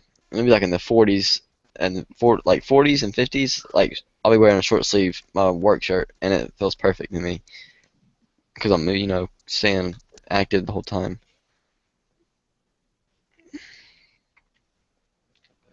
I gotta slap the kid. He doesn't know what cold is. I didn't say that was cool. That's why I said it was perfect. It's nice. And then my dad always. I'm just gonna say this, Caleb. It was in the 40s before Christmas. Okay.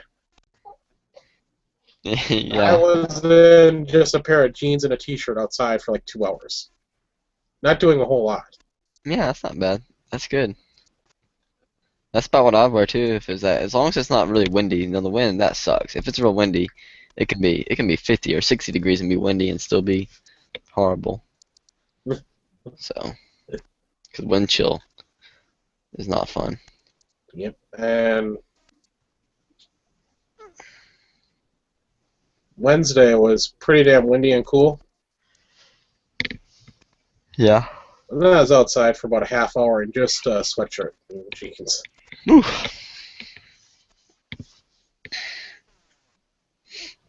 There's a difference in getting used to cold weather. Like Oh yeah. Well, I mean, I've always liked colder weather. After the winter from hell that we had, it finally warmed up into reasonable temperatures. It's like shorts and t-shirt. By reasonable temperature, I meant just above freezing. That's funny. Yeah, I mean, I guess of course, from living there, you get used to it. Just like if you lived in Arizona, and Phoenix. How many days in a row were we below zero into January and whatnot? It's been a long time. 10 days were. Are you in Wisconsin too, Lance? Yep. I'm on the west side. Mm-hmm. Staying far away from court. Smart. He's closer to where Bob's moving, though. Wait, Bob's moving to the States? Now he's moving to Manitoba, right down by the border. So when is it, have y'all talked to Bob? I mean, when is he doing that? Y'all know? I have no clue. But he's talked about it on here. He's getting divorced, so he's going to go live in a trailer on family land. Oh, that's cool. He has family land there, so that's good. It's already got worked out. Now he'll be able to get some good. No, he'll be able. So I mean, I guess is he making like a permanent move from Canada to here then? No. Oh, he's not. No, he's not even going to visit the States this year. But right. I just did a, like Google thing, and it's like he's moving 12 hours away. I'm going. That's too close. Oh, 12 hours for you? Yeah, 12 hours for me. How long does it take to drive across Wisconsin? Like, well, I guess he's moving to the northern part, so you'd have to drive north to beat it. Yeah. Well, just to give you an idea, it's about a 4-hour drive from Green Bay to Minnesota. That's the that's the Twin Cities area, which is a pretty straight thing, but it's the widest part of the state. Yeah. Georgia's pretty big now that I think about it, actually, because if you drive from where I'm at, which we're like an hour above Atlanta, if you drive from where I'm at to like Valdosta or near the state line, it's like an 8 or 9 hour drive, 10-hour drive, maybe, depending on where you're going. Because it's 6 hours just from from here to Savannah, and that's not, it's still a good bit of coastline down below Savannah. I don't know the time it's going to take from up near Lake Superior, which is the northern part of the state, down to the Milwaukee area or Chicago border, or Chicago, Illinois border. I'll be right back. I gotta go do something. Uh-oh. I closed gun channels. Oh well. Nobody was talking over there anyway. Yeah, my youngest one is up, so I just got done feeding her, so you might hear her babbling in the background. Hey, no problem there at all. Going on 7 months old, so she still likes a midnight snack every once in a while. 7 months. I can't say anything. I don't have any kids that I know of, so that's a completely different experience than what I've ever dealt with. Yeah, my brother went the opposite route. He's 3 years older than me, and not going for the whole marriage thing, and just enjoying life, living the way he wants to. Yeah, well, I almost made the mistake of getting married, so I learned from my mistakes. Gotta admit, he does have a lot more time to go play and a lot more money to play with, so it does have its benefits. That it does. You don't have to sneak in guns past the wife. Well, when you start getting into double digits on guns, it makes it a little easier anyways. Yeah. Why do you need this next safe? That's actually one of my next purchases I got to make. I ran out of room in the small safe that I got, so I got to get something that holds at least 20. Well, with little kids, you go in a nice safe. I wouldn't mind Yeah. having some kind of gun cabinet or something, but I don't want to get anything too heavy or permanent because I'm gonna move out soon after school, so.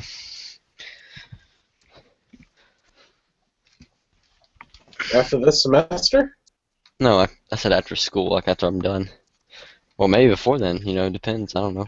Who knows? You're not going to go the Tino round? What's that? Live at home until your parents kick you out? No. God, no. I'm gonna move as soon as I'm financially able to do so, and be okay doing it. Find a good place. I wouldn't mind having like a small house or something. I don't know. If you live in Georgia, there's lots of small houses out in the middle of the woods that nobody uses. Yep, that's exactly what I like. Just a couple acres so I can shoot. I'll be happy. I don't need a big house. Although having a basement or a garage would be very nice. Because I like to store random crap. Of course, I think everybody likes to do that. No kidding. I'm finally getting rid of random crap.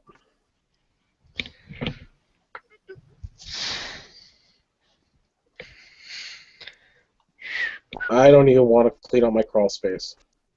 You think that's bad? You should see our basement. You should have seen my basement before I cleaned some of it out. I don't know your house had a basement. Is it a full basement? Or Well, yes, except underneath the living room, the family room, which is right next to the garage. That's the crawl space. Is all underneath the. Yeah. Yeah, our house is it's full basement, full 8-foot ceiling and everything. And but we never finished it. Only one room's got sheetrock in it. Everything else is pure concrete. And there's we have the walls in, but it's just wood. It's just 2x4s and insulation. If that, some of the walls don't even have insulation in them. Yeah, it's a completely finished basement here. I wish Which is ours was finished. nice. The only problem with ours With the fireplace. is if we had ours finished, we'd end up tearing up the sheetrock and crap. Because some of what we do in the basement is not stuff you'd want to do in a regular room of a house. Like we have one of the back side of our house is exposed. The basement is, so there's a garage, a small garage, like a manual one, it doesn't have a motor on it or anything. And that's where we like to put our four-wheeler and stuff. It's not big enough to put a car in or anything, but we use that room to put like anything we're working on, automated like car engines or anything or something, or just That's something I always wanted to do is I have a walkout in the basement. have a what in the basement? A walkout. Oh In yeah. other words, in my I happen to live on a hill, so it actually works out perfectly in the front of the house. That's on the edge of the the way hill. ours is. Yep, that's the way ours is too, 'cause we live on a hill, so the back side of the house is, like I said, exposed. The front side is here. My neighbor's the back side of theirs is on the, and they've got a walkout. I always like that. When you say walkout, you just mean a door that leads out of the basement? Yes. Yeah, okay.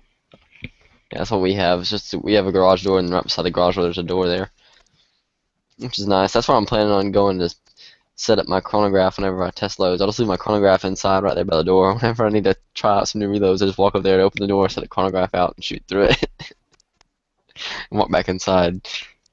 Because my reloading press is in the basement with all other gun cleaning stuff. Yeah. Well, I've got a freaking ping pong table in the basement that I don't want to get rid of because it's like I don't want to haul it up the stairs.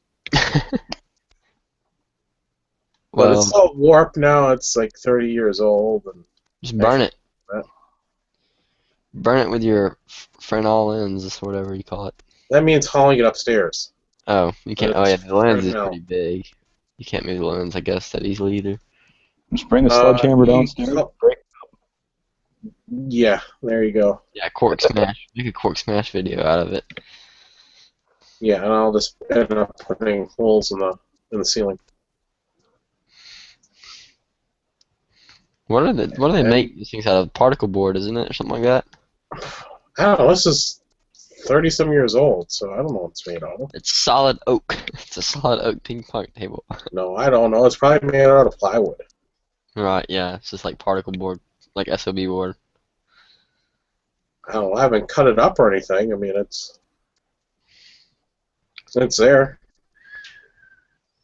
It's full of shit, and underneath it's full of shit, so.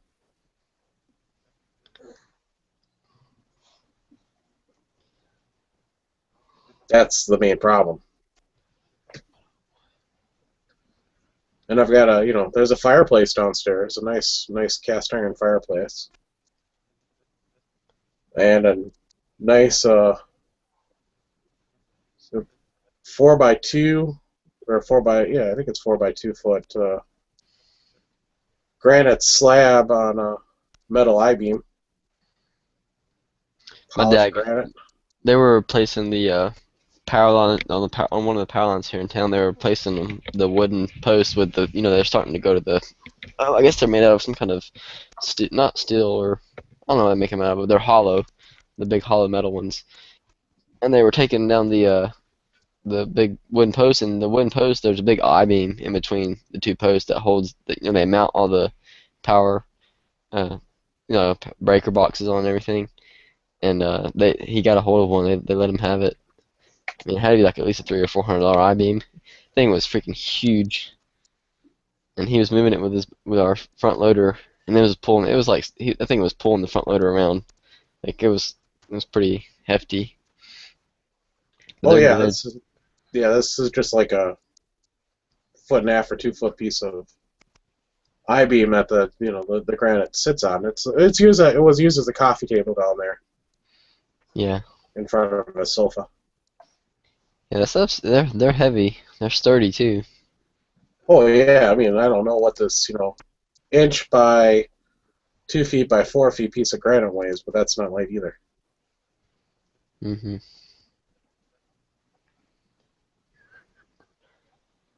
I just like how the hell am I ever going to get all that out of the basement? Very carefully. It's funny you have kids. I think that's sometimes why my dad had me, because some stuff I don't think he could do by himself. Just raise a small army to do the work for you. To help you. Yeah, no, it's just me and my dad at home. Well, I mean, I was the only boy. I had two older sisters, so they got out of that kind of work, Yeah, moving I'm going to say crap this: around. he was hoping for a boy and got a sissy. Yeah, very funny.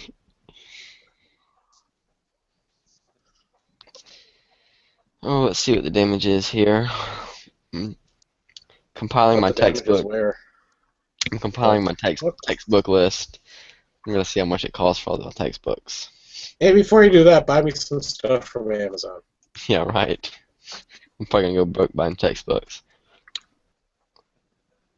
It'll be You a got little. Amazon Prime. You can ship it to me if I'll have it in a couple days. Mhm. No, seriously, it'll only cost you $14.20. What do you want to buy?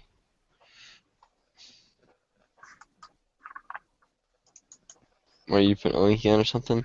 Yeah, I'll put a link in here.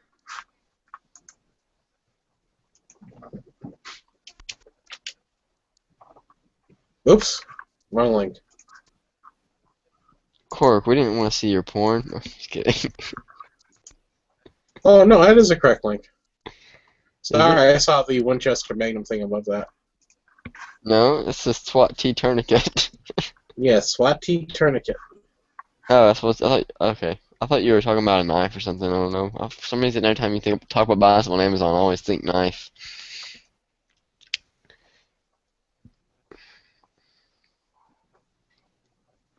Just buy that for me and we're all set. All set. Okay.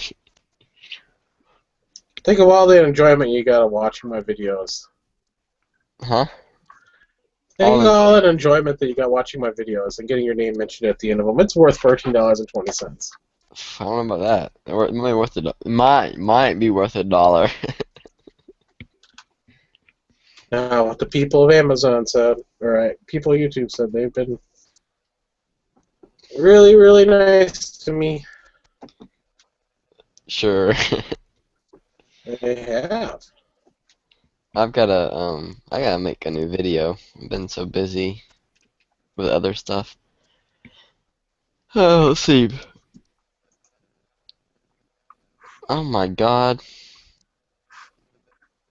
Oh wait, no. No, okay, never mind. Yes, I am 2 subscribers away from 900. How much is this one? Sure, please. Reading list. I got 4 books I gotta buy. Can you download the PDF versions online somewhere? I don't know. We'll see. Let's see. I'm not gonna buy them from the bookstore because the bookstore always rips you off. The school bookstore. Yeah. Well, wait till you get a college professor that writes his own textbooks, makes you buy them, and then never teaches from them. That's so bad. That's so crooked. That's why I like to wait. This year I'm waiting until like second week of semester before I even buy. Like, well, I mean, if there's like a cheap book, I'll go ahead and buy it. But, like expensive ones, I'm waiting. Cause I paid $80 for like an online textbook for a class this past semester, and she recommended it like the first week of class. She's like, "Yeah, you should probably buy that. It'd be good." But she didn't take any grades or teach out of it any. I was like, "Well, that was a waste."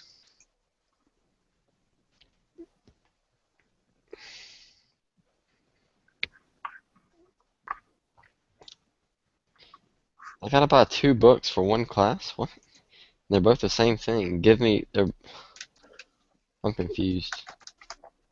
Got it by last year's edition and this year's. They're both the same title. It's for a history class called Give Me Liberty, Volume 2. The next one's this title says Give Me Liberty, Seagull Edition, Volume 2. What? What the heck is that supposed to mean? Oh no, wait, no, it says choose one of the two versions, don't buy both. I want to choose the cheaper one, that's what I'm gonna do. Yeah. I always love the teachers, too. They are professors that would edit their books every year, so you had to buy them again. You couldn't buy them used. The Spanish book's what's gonna be so freaking expensive. You're taking Spanish? Yeah. Me habla español. No, Just I'm have actually. Edge teach you. Huh? Just have Edge teach you. It'd be cheaper. No, yeah. I won't get the credit for it though. I'm actually pretty good at Spanish. I take honors in high school and it was pretty fun. I just hope we don't have to do a lot of writing. That's what I hate. It's like having to freaking write like maybe like a 1-page essay. That would be fine. But like I swear if I was like some freaking huge essay in Spanish, I'm gonna like just drop the class. Spanish is so overrated. Yeah, I would rather like probably another language to be better to learn. Better. I mean, more important to learn than Spanish would be like Mandarin or something. Yeah, or maybe Mandarin. what? Yeah, Mandarin first, and then I want it'd be useful to learn Arabic or something, and then it'd be cool to learn Russian. I wouldn't mind learning Russian, just for fun. The reason I say Mandarin is be ready for the Chinese to take over. No, I mean yeah, they already have in some ways. Yeah, I give it another 10 years. We'll be speaking it. Chinese is a pretty simple language. I took Chinese too when I was in school. I only took it 1 year though, so I didn't get very in-depth into it. Just the basic stuff. Chinese is simple? It wasn't that bad. Their letters don't even look like letters. That's the characters, and they don't write in that anymore. So that's traditional Chinese, yeah. They don't use that unless they don't use that unless they just want to be fancy, I think. Or like they'll use it like on titles of newspapers or something because it's shorter. They can fit more on a line with the characters because like one character doesn't necessarily mean one word. It can mean like a phrase or something. So those things are hard to write too. It takes forever. Yeah, well, Russian is extremely difficult to learn. Really? Just so you know. I almost took German last semester, but I talked myself out of it. Or this semester, I think I was signed up for it. I don't remember. Anyways, I decided not to do it because I've heard it's kind of difficult too. German's not that bad. It's just that a word is like 40 letters long. Right. Yeah. But with like 2 vowels. yeah. I just look at some of the names of their towns over in Germany. Alright, let's see. I'm going to compile my book list here on Amazon. It's one great benefit of having Amazon Prime. As I said, buy me that trying to get back in. There you go. Let's see here. I'll put this Hides Khalib from broadcast. What? Okay, dang. $88. Yeah, I'll be renting this book. Rent $17. Yep, that sounds good to me. You can rent books? Yeah, I rent books from Amazon all the time. That's why I love it. They ship it to you free, and then you get a free label to ship it back. It's great. I've done it twice already. And I think I probably can go ahead and be safe and order this one, because I've had this professor, and I'm pretty sure he'll be using this book. He wouldn't assign it. I'll wait to order it, though. I'll go ahead and add it to my cart. Somebody still got the Christmas tree up. Nice. Hey, I still have our Christmas tree up. That's tomorrow's task, is to take that out. Yeah. Yeah, after the first, you're supposed to take all your Christmas stuff down, right? Yeah, well, I used to. Yeah. when my father was still alive, we used to set up the Christmas tree out in the Three Seasons room, which is just a fancy word for a porch that isn't well insulated, but it's got glass on all sides. It doesn't stay that warm. But that's where we put the Christmas tree. But with glass. Christmas tree would go up right after Thanksgiving and wouldn't come down until it warmed up outside. And that was still in Wisconsin? Yes. Oh gosh, what's that like April or May? March normally. March. Oh, that's not too bad. Because going out there and get quite cold. I mean, there is a gas fireplace out there, but even with that thing blowing real it, tree or a fake tree? it was a fake tree. Okay, yeah, because I guess the real one wouldn't last that long. Well, I guess you couldn't have a real tree, and somewhere that cold it would Actually, preserve it. Yeah, I guess so. Yeah, like encase it, freeze it. But seriously, no, it normally came down around March, before Easter. All right. I can get the Kindle for this book for $10. Hello. Now we're talking. You actually have Kindle? I have the app. Yeah, I mean I can get it on my I have it on my computer. I've downloaded it, so I could do that. Well, look at that. I just saved you $78. How so? You're gonna buy that book for $88. Now you can get it for 10. But you didn't tell me that. I figured that out on my own. But it was during his chat, so he might not have researched it otherwise. If that wouldn't have bored you out of your mind, you wouldn't have been researching it. No, I was planning. I wouldn't have talked about Amazon. You wouldn't even looked at Amazon. So. No, I had already closed the Amazon tab where your little iPad, your SWAT T tourniquet was on there, whatever it was called. Give me liberty. Let's see, how much is this one? Ooh, $17 to rent. That's not bad. How much on Kindle? There's no Kindle version for it. Let's see how much the other one. This is one that has two options, 2 books for the class. Let's see, which one was that? That was that one. Let's see how much this one is. They look the same. How much is this? $17. Okay, let's put the other one in. Let's see what we get. $17. Probably right. Probably the same thing. Seagull, 4th edition, volume 2, $17.91. Same price. I'm just gonna wait. Kindle versions for either one? No. There's not. This is the same author who wrote my last history book. Interesting. So you're learning their version of history? I guess so. It's American history. I took American history this past semester. You're in Georgia, so the South won the war, correct? Yes, exactly. Yeah, I took American history. I'm really interested in history. I've always liked history. It's always been one of my stronger subjects. And I took it last semester. Took American history last semester, and I'm taking it again this semester, like the advanced one, the 2000 level course. So. Yeah. And I got another question for you, just because, have you seen the Family Guy episode where they moved to Georgia? No, I've never watched Family Guy. Oh me. Let's see here. I'll have to look it up. Is it funny? If you're from Georgia, I guess not. Oh.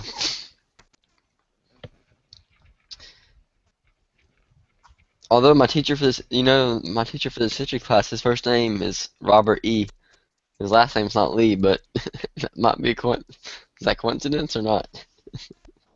No, I have to say, it was hilarious. Because every time I was watching it, yep, that's ballistic, and that's ballistic, and that's ballistic. Oh, please. Yep. Let's see what my teacher, oh my god, he's old. I always like to look at my professors before, I always like to read their profile on the school website before I go to their class. You like the old men with mustaches? No, I just like to see what their background is, kind of, and what to expect. Oh wait, that's Tino. Tino that likes the old guys with mustaches. Oh, I might get along well. I might like him. He says he reads novels and he roams the outdoors. So maybe he's a sportsman. Or it just could mean he likes going outside and enjoying nature and all its beauty and hates hunters. True.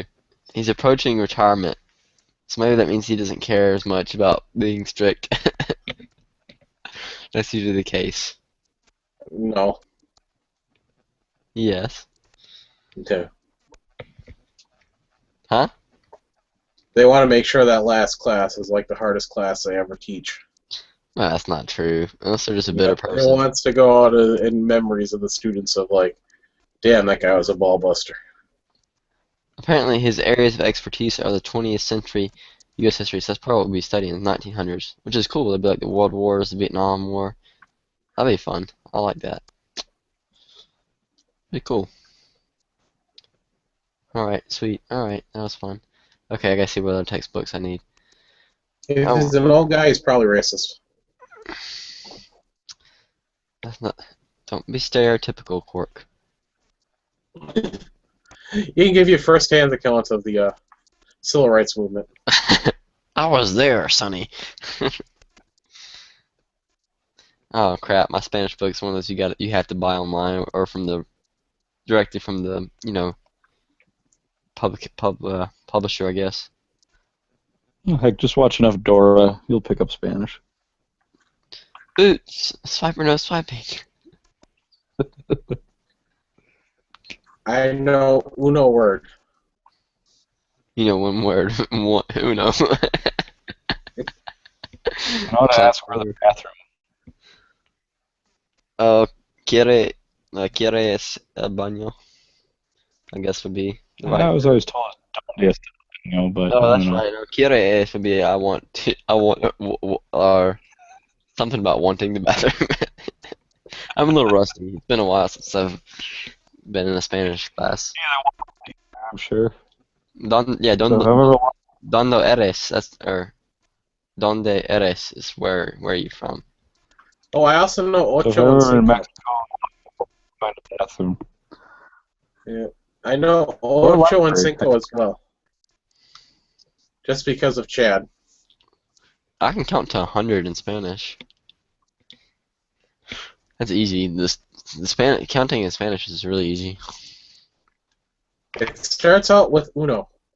The hardest part is the first like 15, 16 numbers. Once you get past that, that's easy. Because they're all. Uno, ocho, cinco. Let's see. I'm not gonna say them all, but once you get to 20, 20 is No, ocho cinco. 20 is bien 25? There's only one Chad Johnson. Wow. 20 is veinte, and after that you just say the number after that. Like so, 21 veinte uno. So you just say 20 and then one, and then so it's veinte dos, tres, cuatro, cinco, seis. You just put the prefix as the what number you're on, what set of numbers you're on. So then Yeah. 30 is trente, 40 is cuarenta, I think. No, Yes. Thursday's Thursday.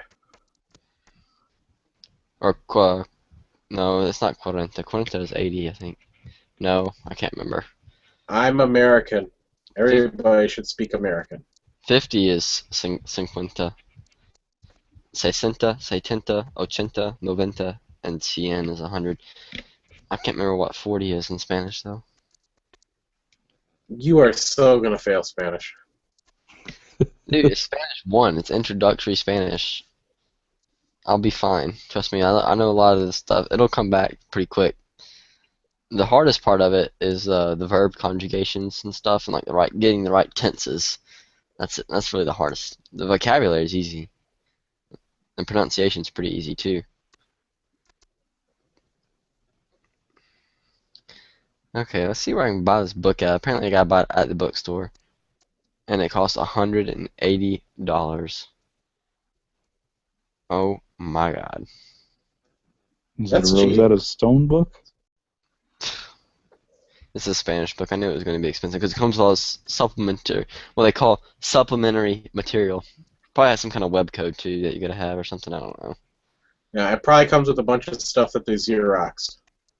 Yeah, I'll ask. I'll go to the. I'll visit the used bookstore that's right beside the university bookstore and see if they have all the stuff I need. Of course, I'll wait till I see the teacher too. See what the teacher says about the book. One of my classes doesn't have any book information.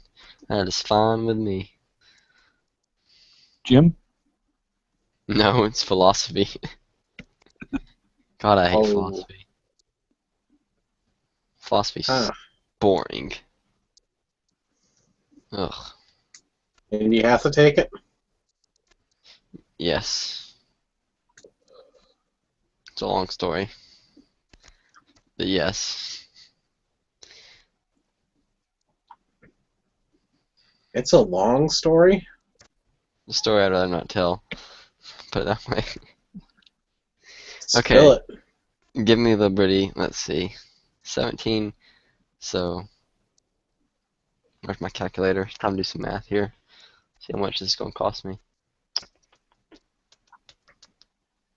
Come here, You calculator. got 4 classes, and you've got to buy like 10, 17, 17, and... No, I've got 1, 2, 3. I've got 5 classes. I've already bought one book though for one of the classes. It was only $14, so that's done. Then I gotta buy. a Kindle edition, which is $10. And you got one that was I probably 17 and another that's 17. I don't know if I'll get the Kindle or not. What was the Kindle one for? I don't remember what book that was. Oh, I think it was for this one. You know how much the bookstore wants for it?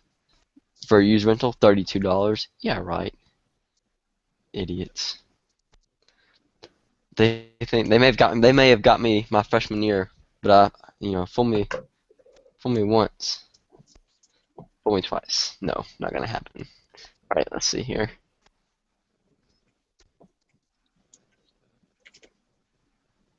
Yeah, $10 for the Kindle edition. That's for my. I'm taking introduction to law enforcement. It's for my criminal justice, one of my major classes. Introduction to Policing. That's the name of the book. Sounds exciting.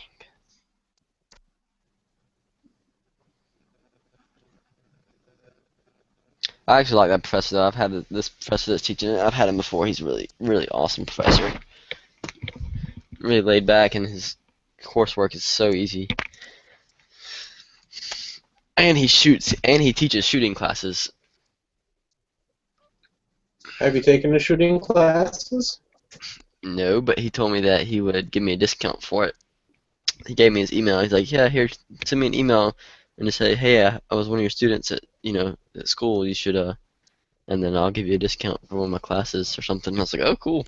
He teaches the police department because he's an officer for years, and now he works. And they got like a really big shooting range where he works at, or that he manages, and they have a shoot house and all kinds of stuff.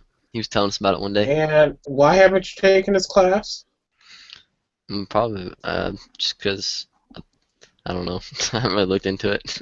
You know, that would be coming so handy right now if you're taking a second class. It's like, yeah, as a student, you gave me this. I took your shooting class. I took initiative, and it can make it that much easier on you. Easier for the coursework. Easier for the coursework. You could be his favorite. Oh, he already likes me. I already had him my freshman year. You're not taking advantage of all the brown nosing you can do. I don't know how much is. I should find his class. I don't know if he has a website or anything. Let's see. I'll look up his name. Yeah, there it is. I look up his name and pull up the city where his class is. So. Yeah, I can say right now that. Yes, he trains SWAT. That's what it is. He does SWAT training. I'm just going to say this to you. There are very few teachers in college that are not liberal. Take advantage of it. Oh, yeah, that's true. Oh, this is so cool. He has pictures up on his And why do you have to take philosophy again? I didn't say the first time, did I? I want to hear it. I'll tell you off air. Oh, let's see. Well, we finally dropped below 20 viewers, so I'm going to end it. It's actually 1 o'clock, so. Oh, you want to hear what I have to take philosophy again, don't you? Yes, before you chicken out and go to bed. No, I'm not going to. I don't care. I don't mind telling you. I just don't want to say it on air. Okay, we're off air. Not yet. We're still live. Damn it! I'm not an idiot. Well, maybe a little bit. Not that bad. I was hoping that lead had built up in your system enough to destroy his brain cells. No, lead has not built up in my bones. I don't inhale it. Holy crap, it's 2 a.m.